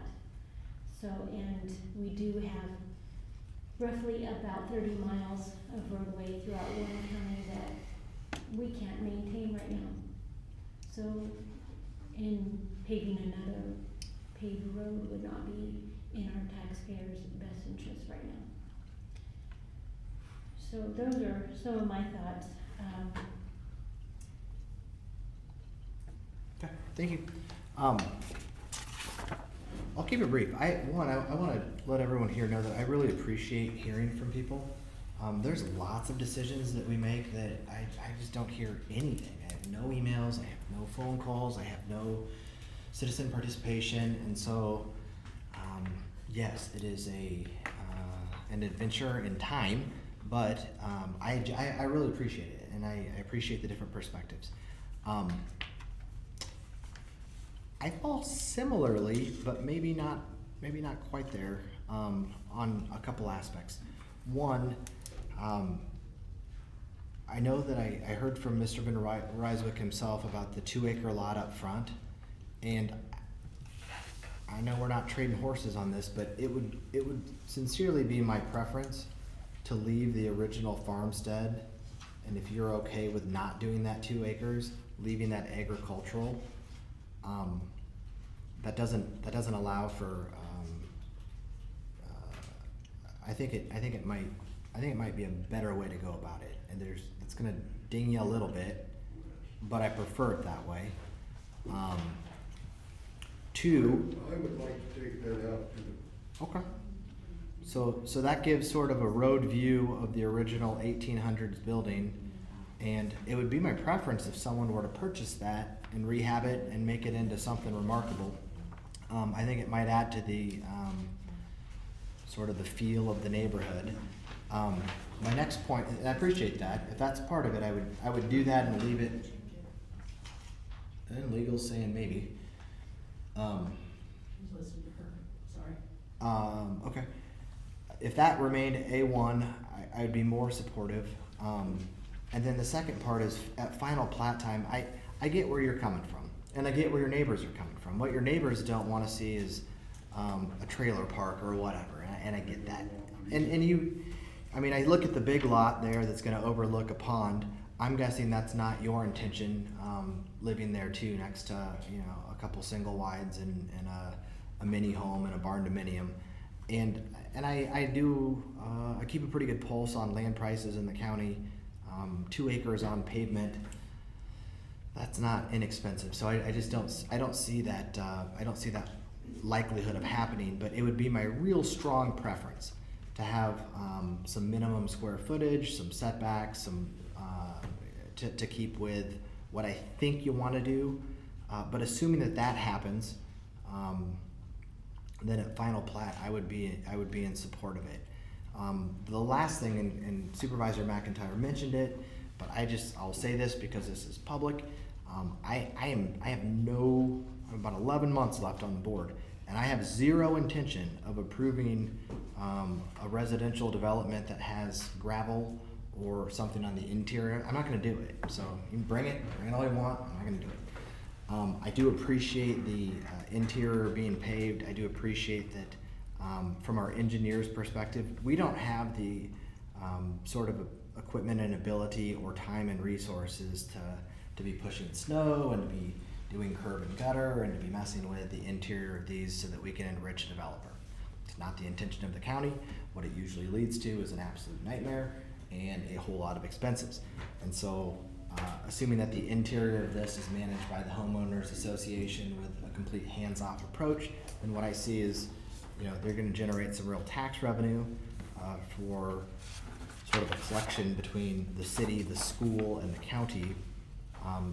If the original farmstead became 18.5 acres or whatever and remained A1 agricultural, I think that you keep the historical aspect of it, and I would be in support of doing the rest, so long as the final plat has some reasonable home size, lot size, and those things. And so I would be in support under those parameters. Which basically kind of runs in the middle between folks, so I make everyone slightly perturbed, I suppose.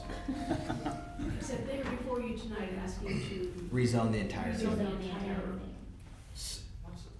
What's the need for that to stay as A1?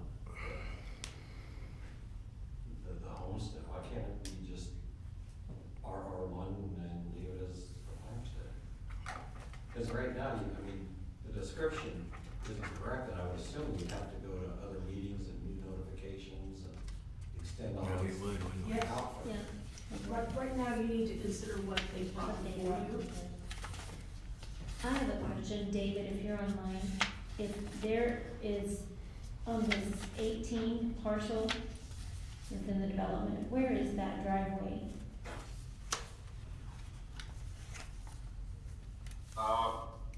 As far as the entrance on the Scotch Ridge, Mm-hmm.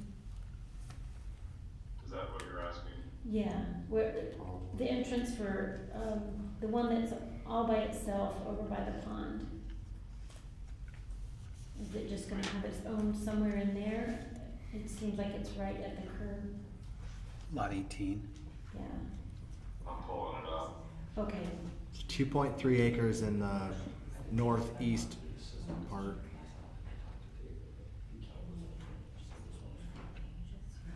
I assume it's a driveway entrance on the Scotch Ridge. I don't know how else they do it.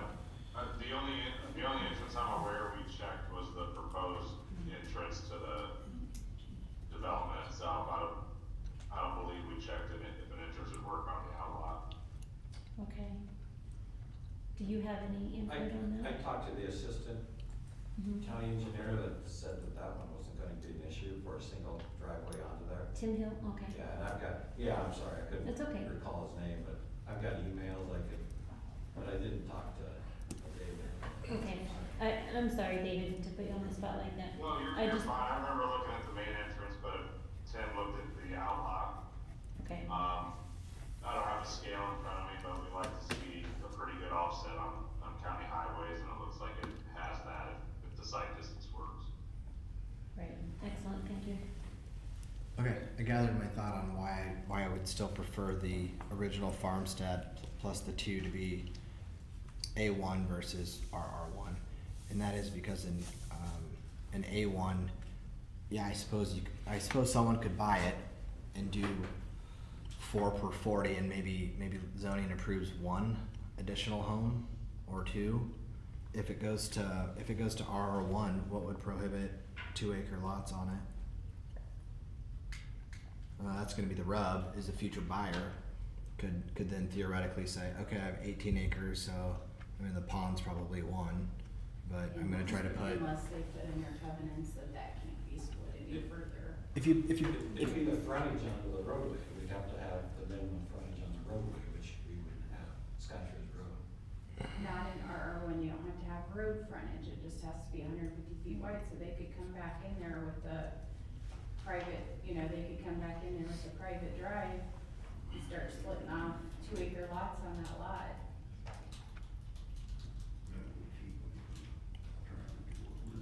Yeah,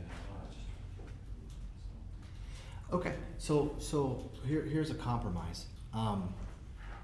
If lot 1 remained 18.5 acres and you put it in the covenant that it's not to be split, is that enforceable for future successors? Not on covenants. County doesn't enforce covenants, and the homeowners association would have to enforce it. And they just have to make sure they keep renewing their covenants Could for those homeowners. could be something in the sale that restricts successors and assigns in the future that doesn't allow it to be. And that's my intention. I think that I think the owner's on board with it. Absolutely. Let's iron it out, and then you might get where you want to be.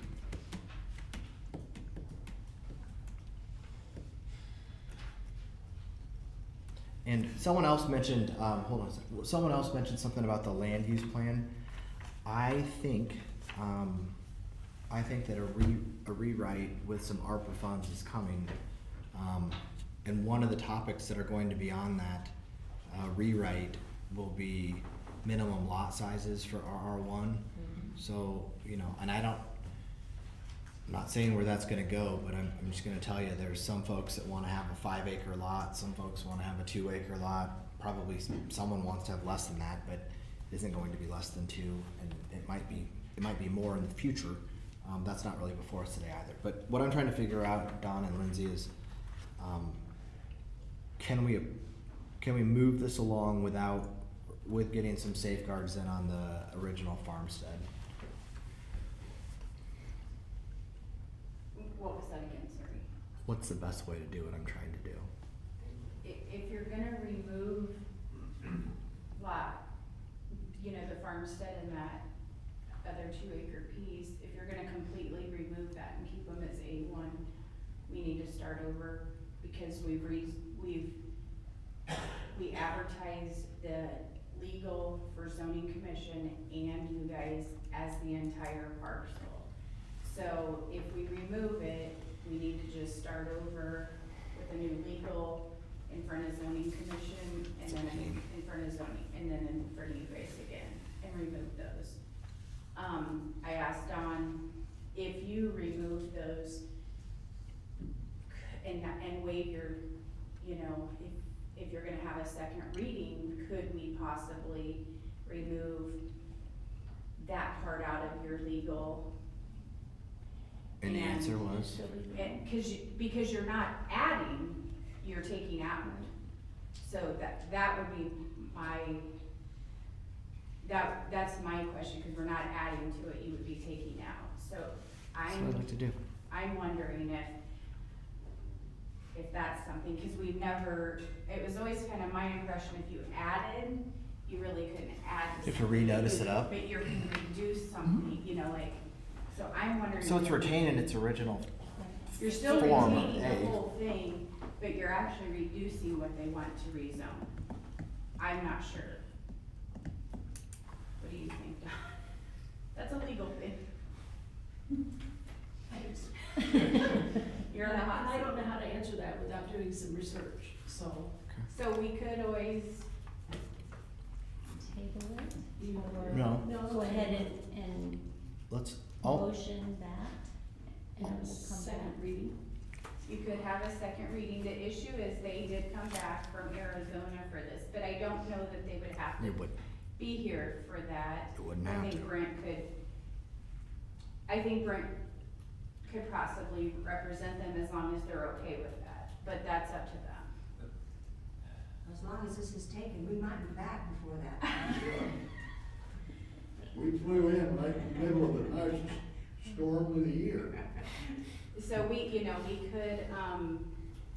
could table it until the first meeting in February. That would give Dawn a chance to research it, and then we could set the public if that works, then we could set it for the next night meeting in February. I don't know. You really sure, Don, that we can't just rezone less than what was asked for? Not without researching, I'm not sure. Well, that's what I'd like to do. Could you use the sales transaction, if that gets sold, put it in there that this property is not allowed to be split or conveyed or? We could not enforce that. We have to enforce. the I'm putting zoning. in a guardrail on that, is what I'm trying to do. Yeah. But I'm also trying not to waste your time or have more inconvenient rezoning, applications to do it. And, you know, we don't have the survey work done where I can give you an accurate meets and bounds.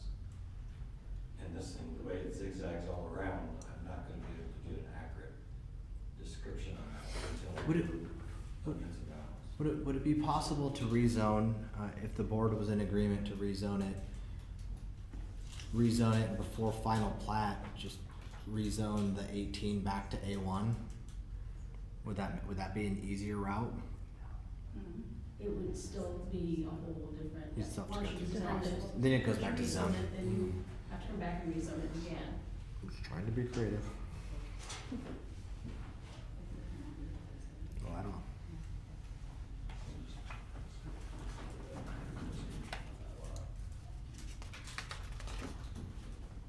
Well, we are stamping final plats down. So Gary just mentioned we could actually stamp on that final plat, not buildable, not, Subdividable. we could actually stamp it with our stamp and I could sign and date it with that.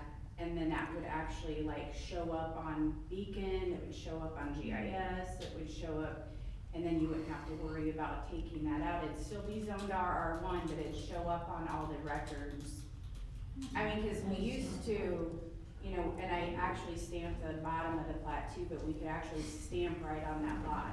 That's a thought, and it'd be zoned RR1, and they can reference that in the covenants, but yet I could stamp right on the lot too, and then we could just write right on there, and then I could sign and date it, and then it'd go through. That's how we do it when someone wants to apply for an additional home. We might get the Plateau survey showing 5 splits or what have you, but Lindsay will mark it not buildable unless approved by Board of Adjustment. If it's if there's already 3 splits and somebody brings in and they wanna split 2 more, and I'm like, you can't have a second, you can have 1 more home, but I can't guarantee you're gonna get a 5th home in there. So we will mark that as not, I'll actually write or type in there, not buildable unless the 5th home's approved by a Board of Adjustment or whatever. So we could do that. And we have done That's a good idea. special notes on the plats, not on the zoning, but on the division and stuff. Yeah, and then you could Special actually. note that's right in Yeah. there and Is sort that of a- that. Well, legally, if you do that, even though with a stamp, you are opening yourself for litigation afterwards. Whoever buys a property being rezoned as R1, they can say, see, it's rezoned, even though it can be a lawsuit waiting to happen.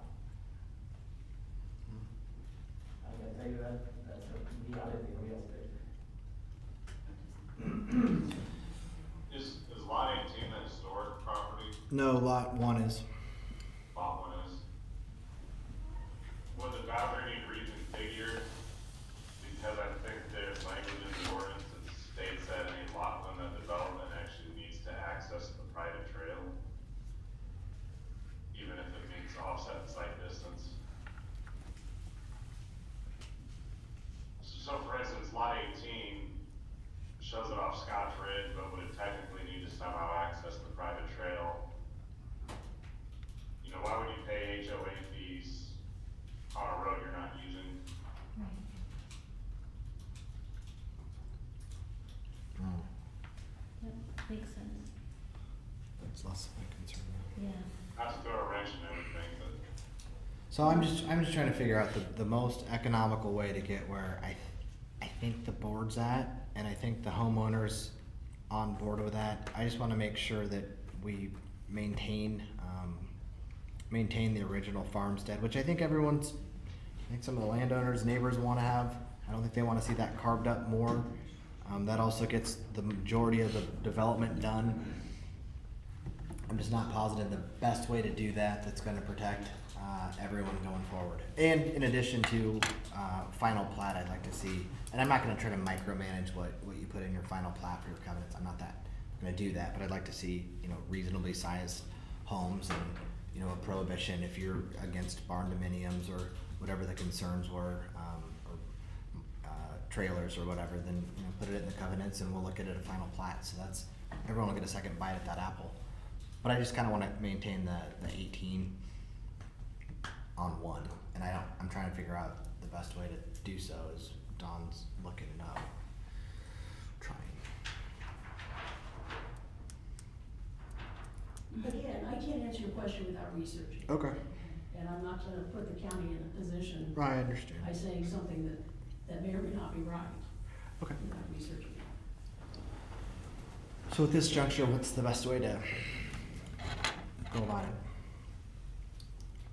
Unless Crystal or Darren are adamantly opposed to what I'm saying and you want to approve it as is, then you might have the votes to do so. I think that makes more sense for the neighbors, neighborhood, and honestly the development too.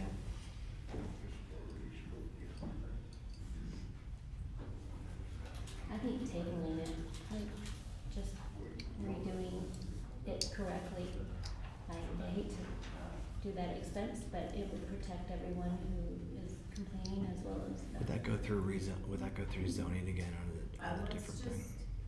Let's just table it indefinitely till Dawn and I can research it, and then we'll figure that out, so. Does that make sense, Dawn? Does. Yeah. Okay. That's not the answer that you wanted, but I think genuinely you're moving in the right direction. That'll give us a little bit of time to figure out the absolute best way, and we will work with you to make sure that it's not going away forever. You didn't waste the trip to come here. But I think it should be done right, and I don't want to get the county into trouble by having something that's not really enforceable or get us sued later either. But I'm not. So, so maybe your stamping of the deed or the plat would suffice. Maybe the covenants would suffice. I don't know, but we'll work with you and figure it out. Figure it out. So, We won't be going to the public hearing again. Tonight, No, I mean, if it's tabled, then you should. we aren't sure what we're doing. I'll have to let you know. Okay. Because I mean, we have 3 readings we would have to go through, so I mean, if there is a motion tonight and have the first reading, we still have the second, third, to do things. Yeah, well, they're tabling it tonight, so we've gotta figure out what we're doing, what the best way to proceed with it is, so.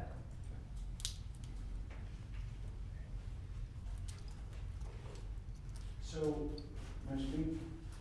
sure.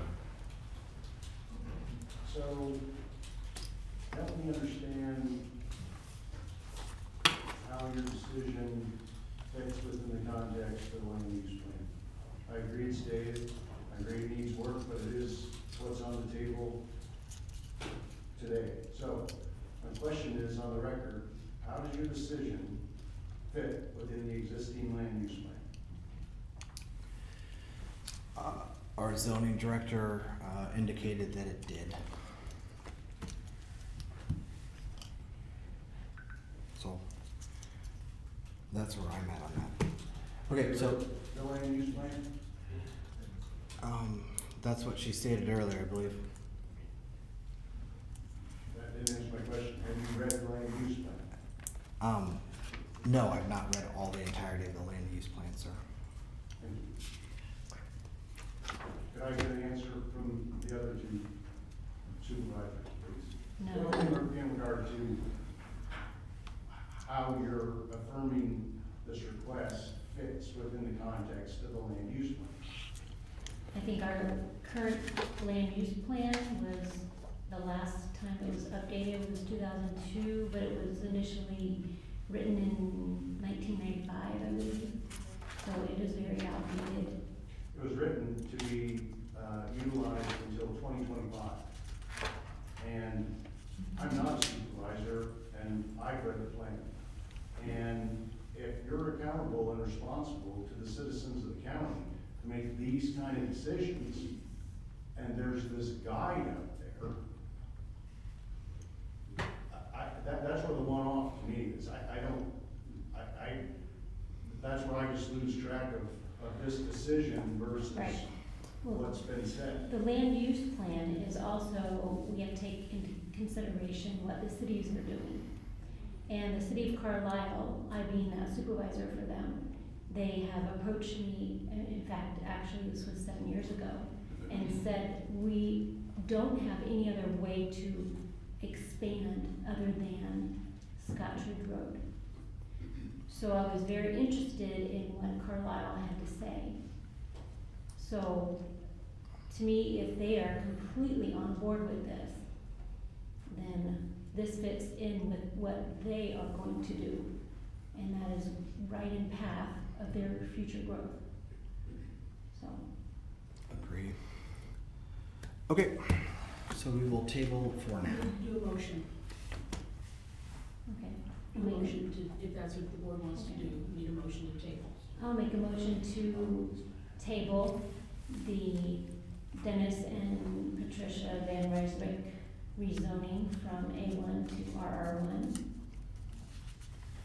Second, roll call please. McIntyre? Aye. Peter? Heber? Aye. Aye. Oh, D. Cook? Aye. Alright. It is tabled. We will be in contact. Alright, number 3 on the agenda tonight is consider speed limit change within and near city limits on County Highway S23 for bridge replacement, project number BRS-CHBP-C091, parens 133-GB91 with possible action. David, are you gonna handle this one? Speed limit being set, currently we tried to make it on the last special meeting and, just weren't able to get the resolution in time. So you're kind of retroactively approving this, if you do approve tonight, take it down, but the reason for the speed limit, was to be able to temporarily open the bridge replacement project south of Lacona, due to the, frozen ground condition, we're unable to install the guardrail, system. David, could you hold tight just a second?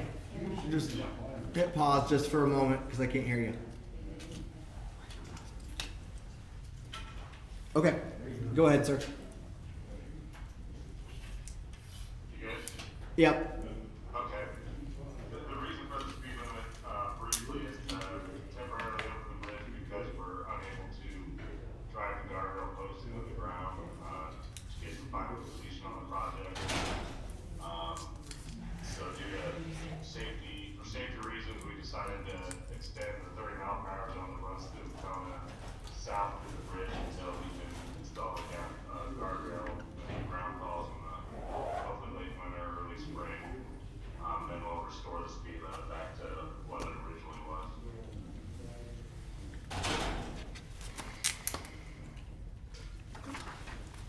Okay. Any discussion from the board? What's the proposed change to? I didn't catch it. I believe it was 14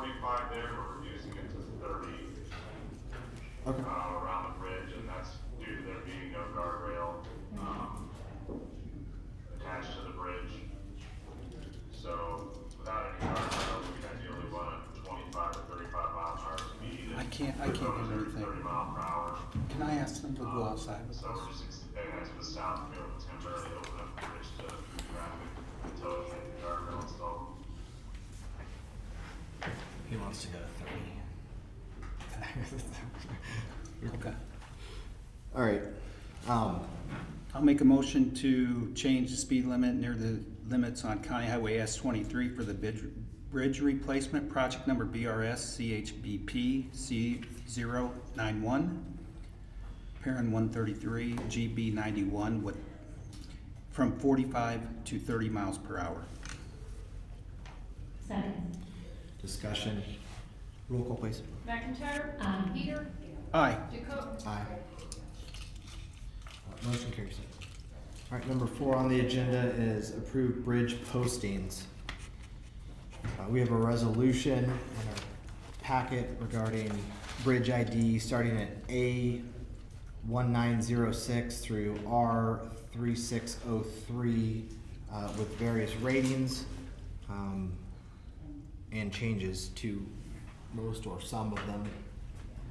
So, David, do you have any comments on the approval of the bridge postings? Not many comments. This is something that goes before the board on an annual basis. Obviously, if we are repairing or replacing a bridge, the limits are going to go down over time. So you have a dozen bridges before you, before them are actually increasing to the legal limit due to bridge repairs. So that's the good news out of that list. But the 8 other bridges are reducing in weight limits. But again, this is something that comes before the board on an annual basis, and as we do more replacements and repairs, these numbers shift year to year. I'll make a motion to approve the 2022 bridge postings as per Resolution 22 listed in our packet. Second. Discussion. Roll call, please. McIntyre. Aye. Peter. Aye. DeCook. Aye. Number 5 is consider bond counsel and disclosure counsel engagement agreement with Allers and Cooney for secondary road shop bond issuance with possible action. So this is, using Allers again for our bond counsel and disclosure counsel. This is also recommended by our financial advisor to use them, and we have, used them in both for our 911 bonds, Justice Center bonds. We've used them in the past for the same. Yes, we have. I'll make a motion to approve bond counsel and disclosure counsel engagement agreement for Allers and Cooney. Second. Is there any discussion from the board? No. Roll call, please. McIntyre. Aye. Peter. Aye. DeCook. Aye. Motion carries. Number 6 is consider reappropriations for FY22 budget with possible action. So these were just, requested by a couple of our department heads. It's, the effect on the budget, there's no real effect on the budget, it's just moving funds from one line item to another line item, to allow them to spend more. For the first one, the engineer needs to take funds from the engineering services line, and move it to the consult fees. Another for the engineer, they had budgeted more in maintenance rock, and they're actually needing it in spot rock. And then finally, for the sheriff's department, they had budgeted more than needed in that repair maintenance radio equipment line that needs to be, transferred to education and training. So again, it's staying within each department, it's staying within their department, and it's staying within the same fund. I'll make a motion to approve the reappropriations for FY22 budget. Second. Any discussion from the board? Roll call, please. McIntyre. Aye. Peter. Aye. DeCook. Aye. Motion carries. Number 7 is consider additional staff in auditor's office with possible action. First of all, this is not additional. It's replacing. There you go. So, And that's, is that replacing Tammy? yes. Therein lied the confusion, which was sorted out after after the fact. It was on a consent agenda, we just moved it to the regular agenda, so Tammy replacement. Yes, and Okay. I apologize for not making that clear when I sent it to Chelsea, but Oh, it's all I right. had, but since that's on there, I'm also in the process of hiring a part-time that you approved me for a couple months or so ago. But if you recall, last July or August, I talked about a full-time person to replace, because Chris is gonna retire the 1st of July. And I need to get somebody trained for claims. I think Kim is gonna move over to claims, so we're, gonna be needing another election person. And Chris right now is in the middle of doing things that she only does once a year. So, I'm trying to get Kim trained on that, besides training my new Tammy, who is Miranda. And, but you had talked about coming back in 6 months after last, I think it was August maybe, to see about getting a full-time.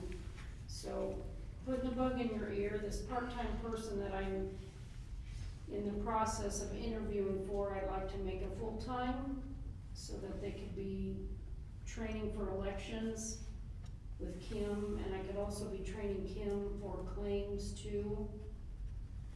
So, So, something to consider, if you would please. yep.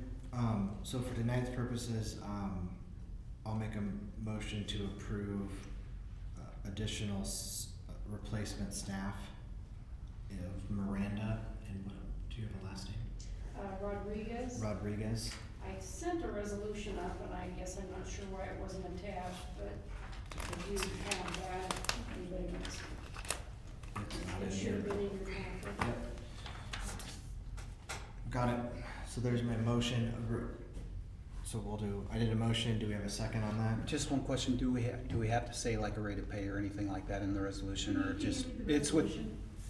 Just make the Sure. resolution motion. Motion by Chair, be it resolved that the Warren County Board of Supervisors hereby approves hiring Miranda Rodriguez in the auditor's office as full-time election clerk at an hourly wage of $19 with full benefits effective January 10, 2022. Do we have a second?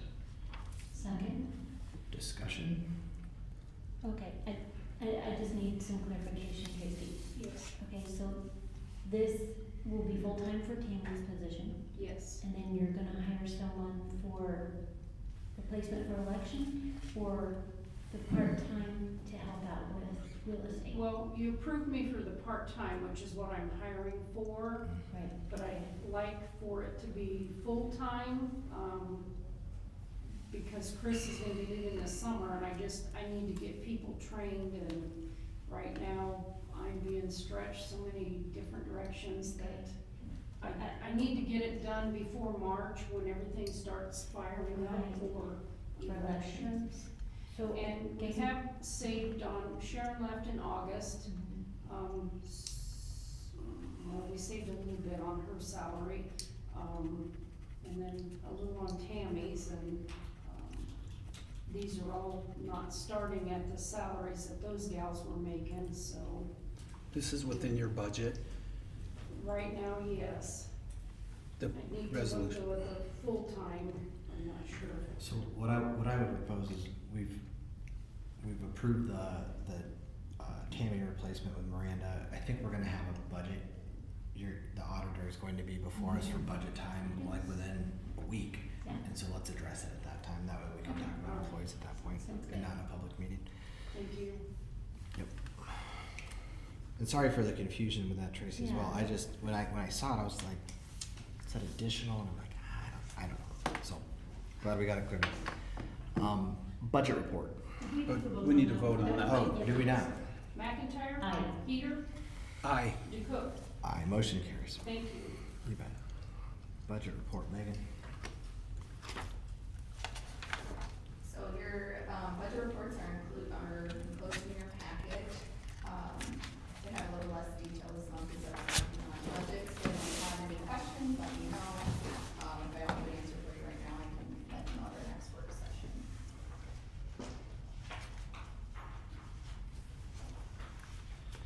Does the board have any questions on the budget report? No.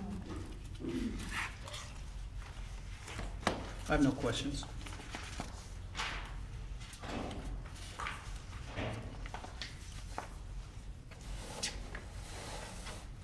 No vote needed. No vote needed on the budget report. Nope. Okay. Looks good. Megan, thank you. All right, number 9 is receive and file reports. We have the recorder and a report from general assistance. Do we have a motion to receive and file those reports? I'll make a motion to receive and file reports for the recorder and general assistant. I'll second. Any discussion? Roll call, please. McIntyre. Aye. Peter. Aye. DeCook. Aye, motion carries. Supervisors report, would anyone like to go first? Sure. Thank you. All right, since December 21st, 2021, I met with the weed commissioner and also with the engineer to discuss that position and process. Attended Sandyville City Council to swear in the mayor, and the mayor swore in the city council and hired their clerk. Board of Supervisor organizational meeting and all the regular closed sessions and work sessions for the Board of Supervisors. Attended Sandyville budget workshop, just about the first 5 minutes. Met with Southeast Warren Superintendent, met with citizens about development project, and then met with zoning and engineer concerning that project. And that's my report. Thank you. I attended the budget meetings and ARPA meetings. In addition, there were several Warren County Justice Center meetings, and there's an update due the Board of Supervisors on several developments going on, including the easements with the city of Indianola, additional sump pump request in the dispatch, DCI extended contract discussion. We also have some information on the JCO and probation office build-outs. We're coming along with some quotes and some, I think, decent, good news on those. And then there will also be in the next work session kind of a budget update on the Justice Center and contingency balances and that type of thing.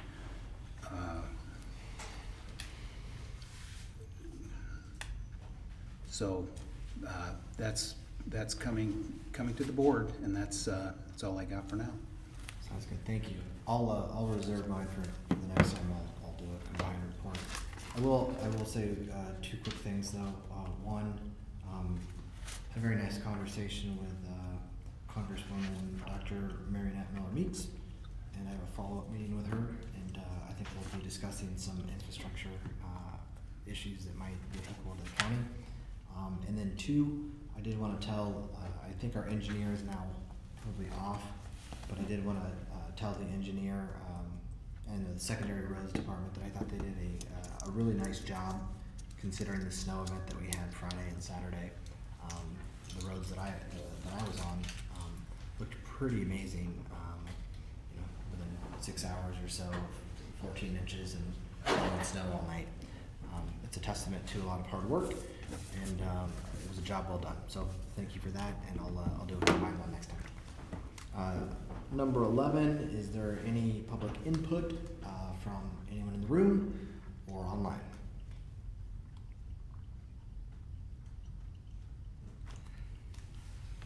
Seeing none, our next meeting date will be February 1, 2022 at 9:30 a.m. Do we have a motion to adjourn? I'll make a motion to adjourn. Second. Roll call, please. McIntyre. Aye. Peter. Aye. DeCook. Aye.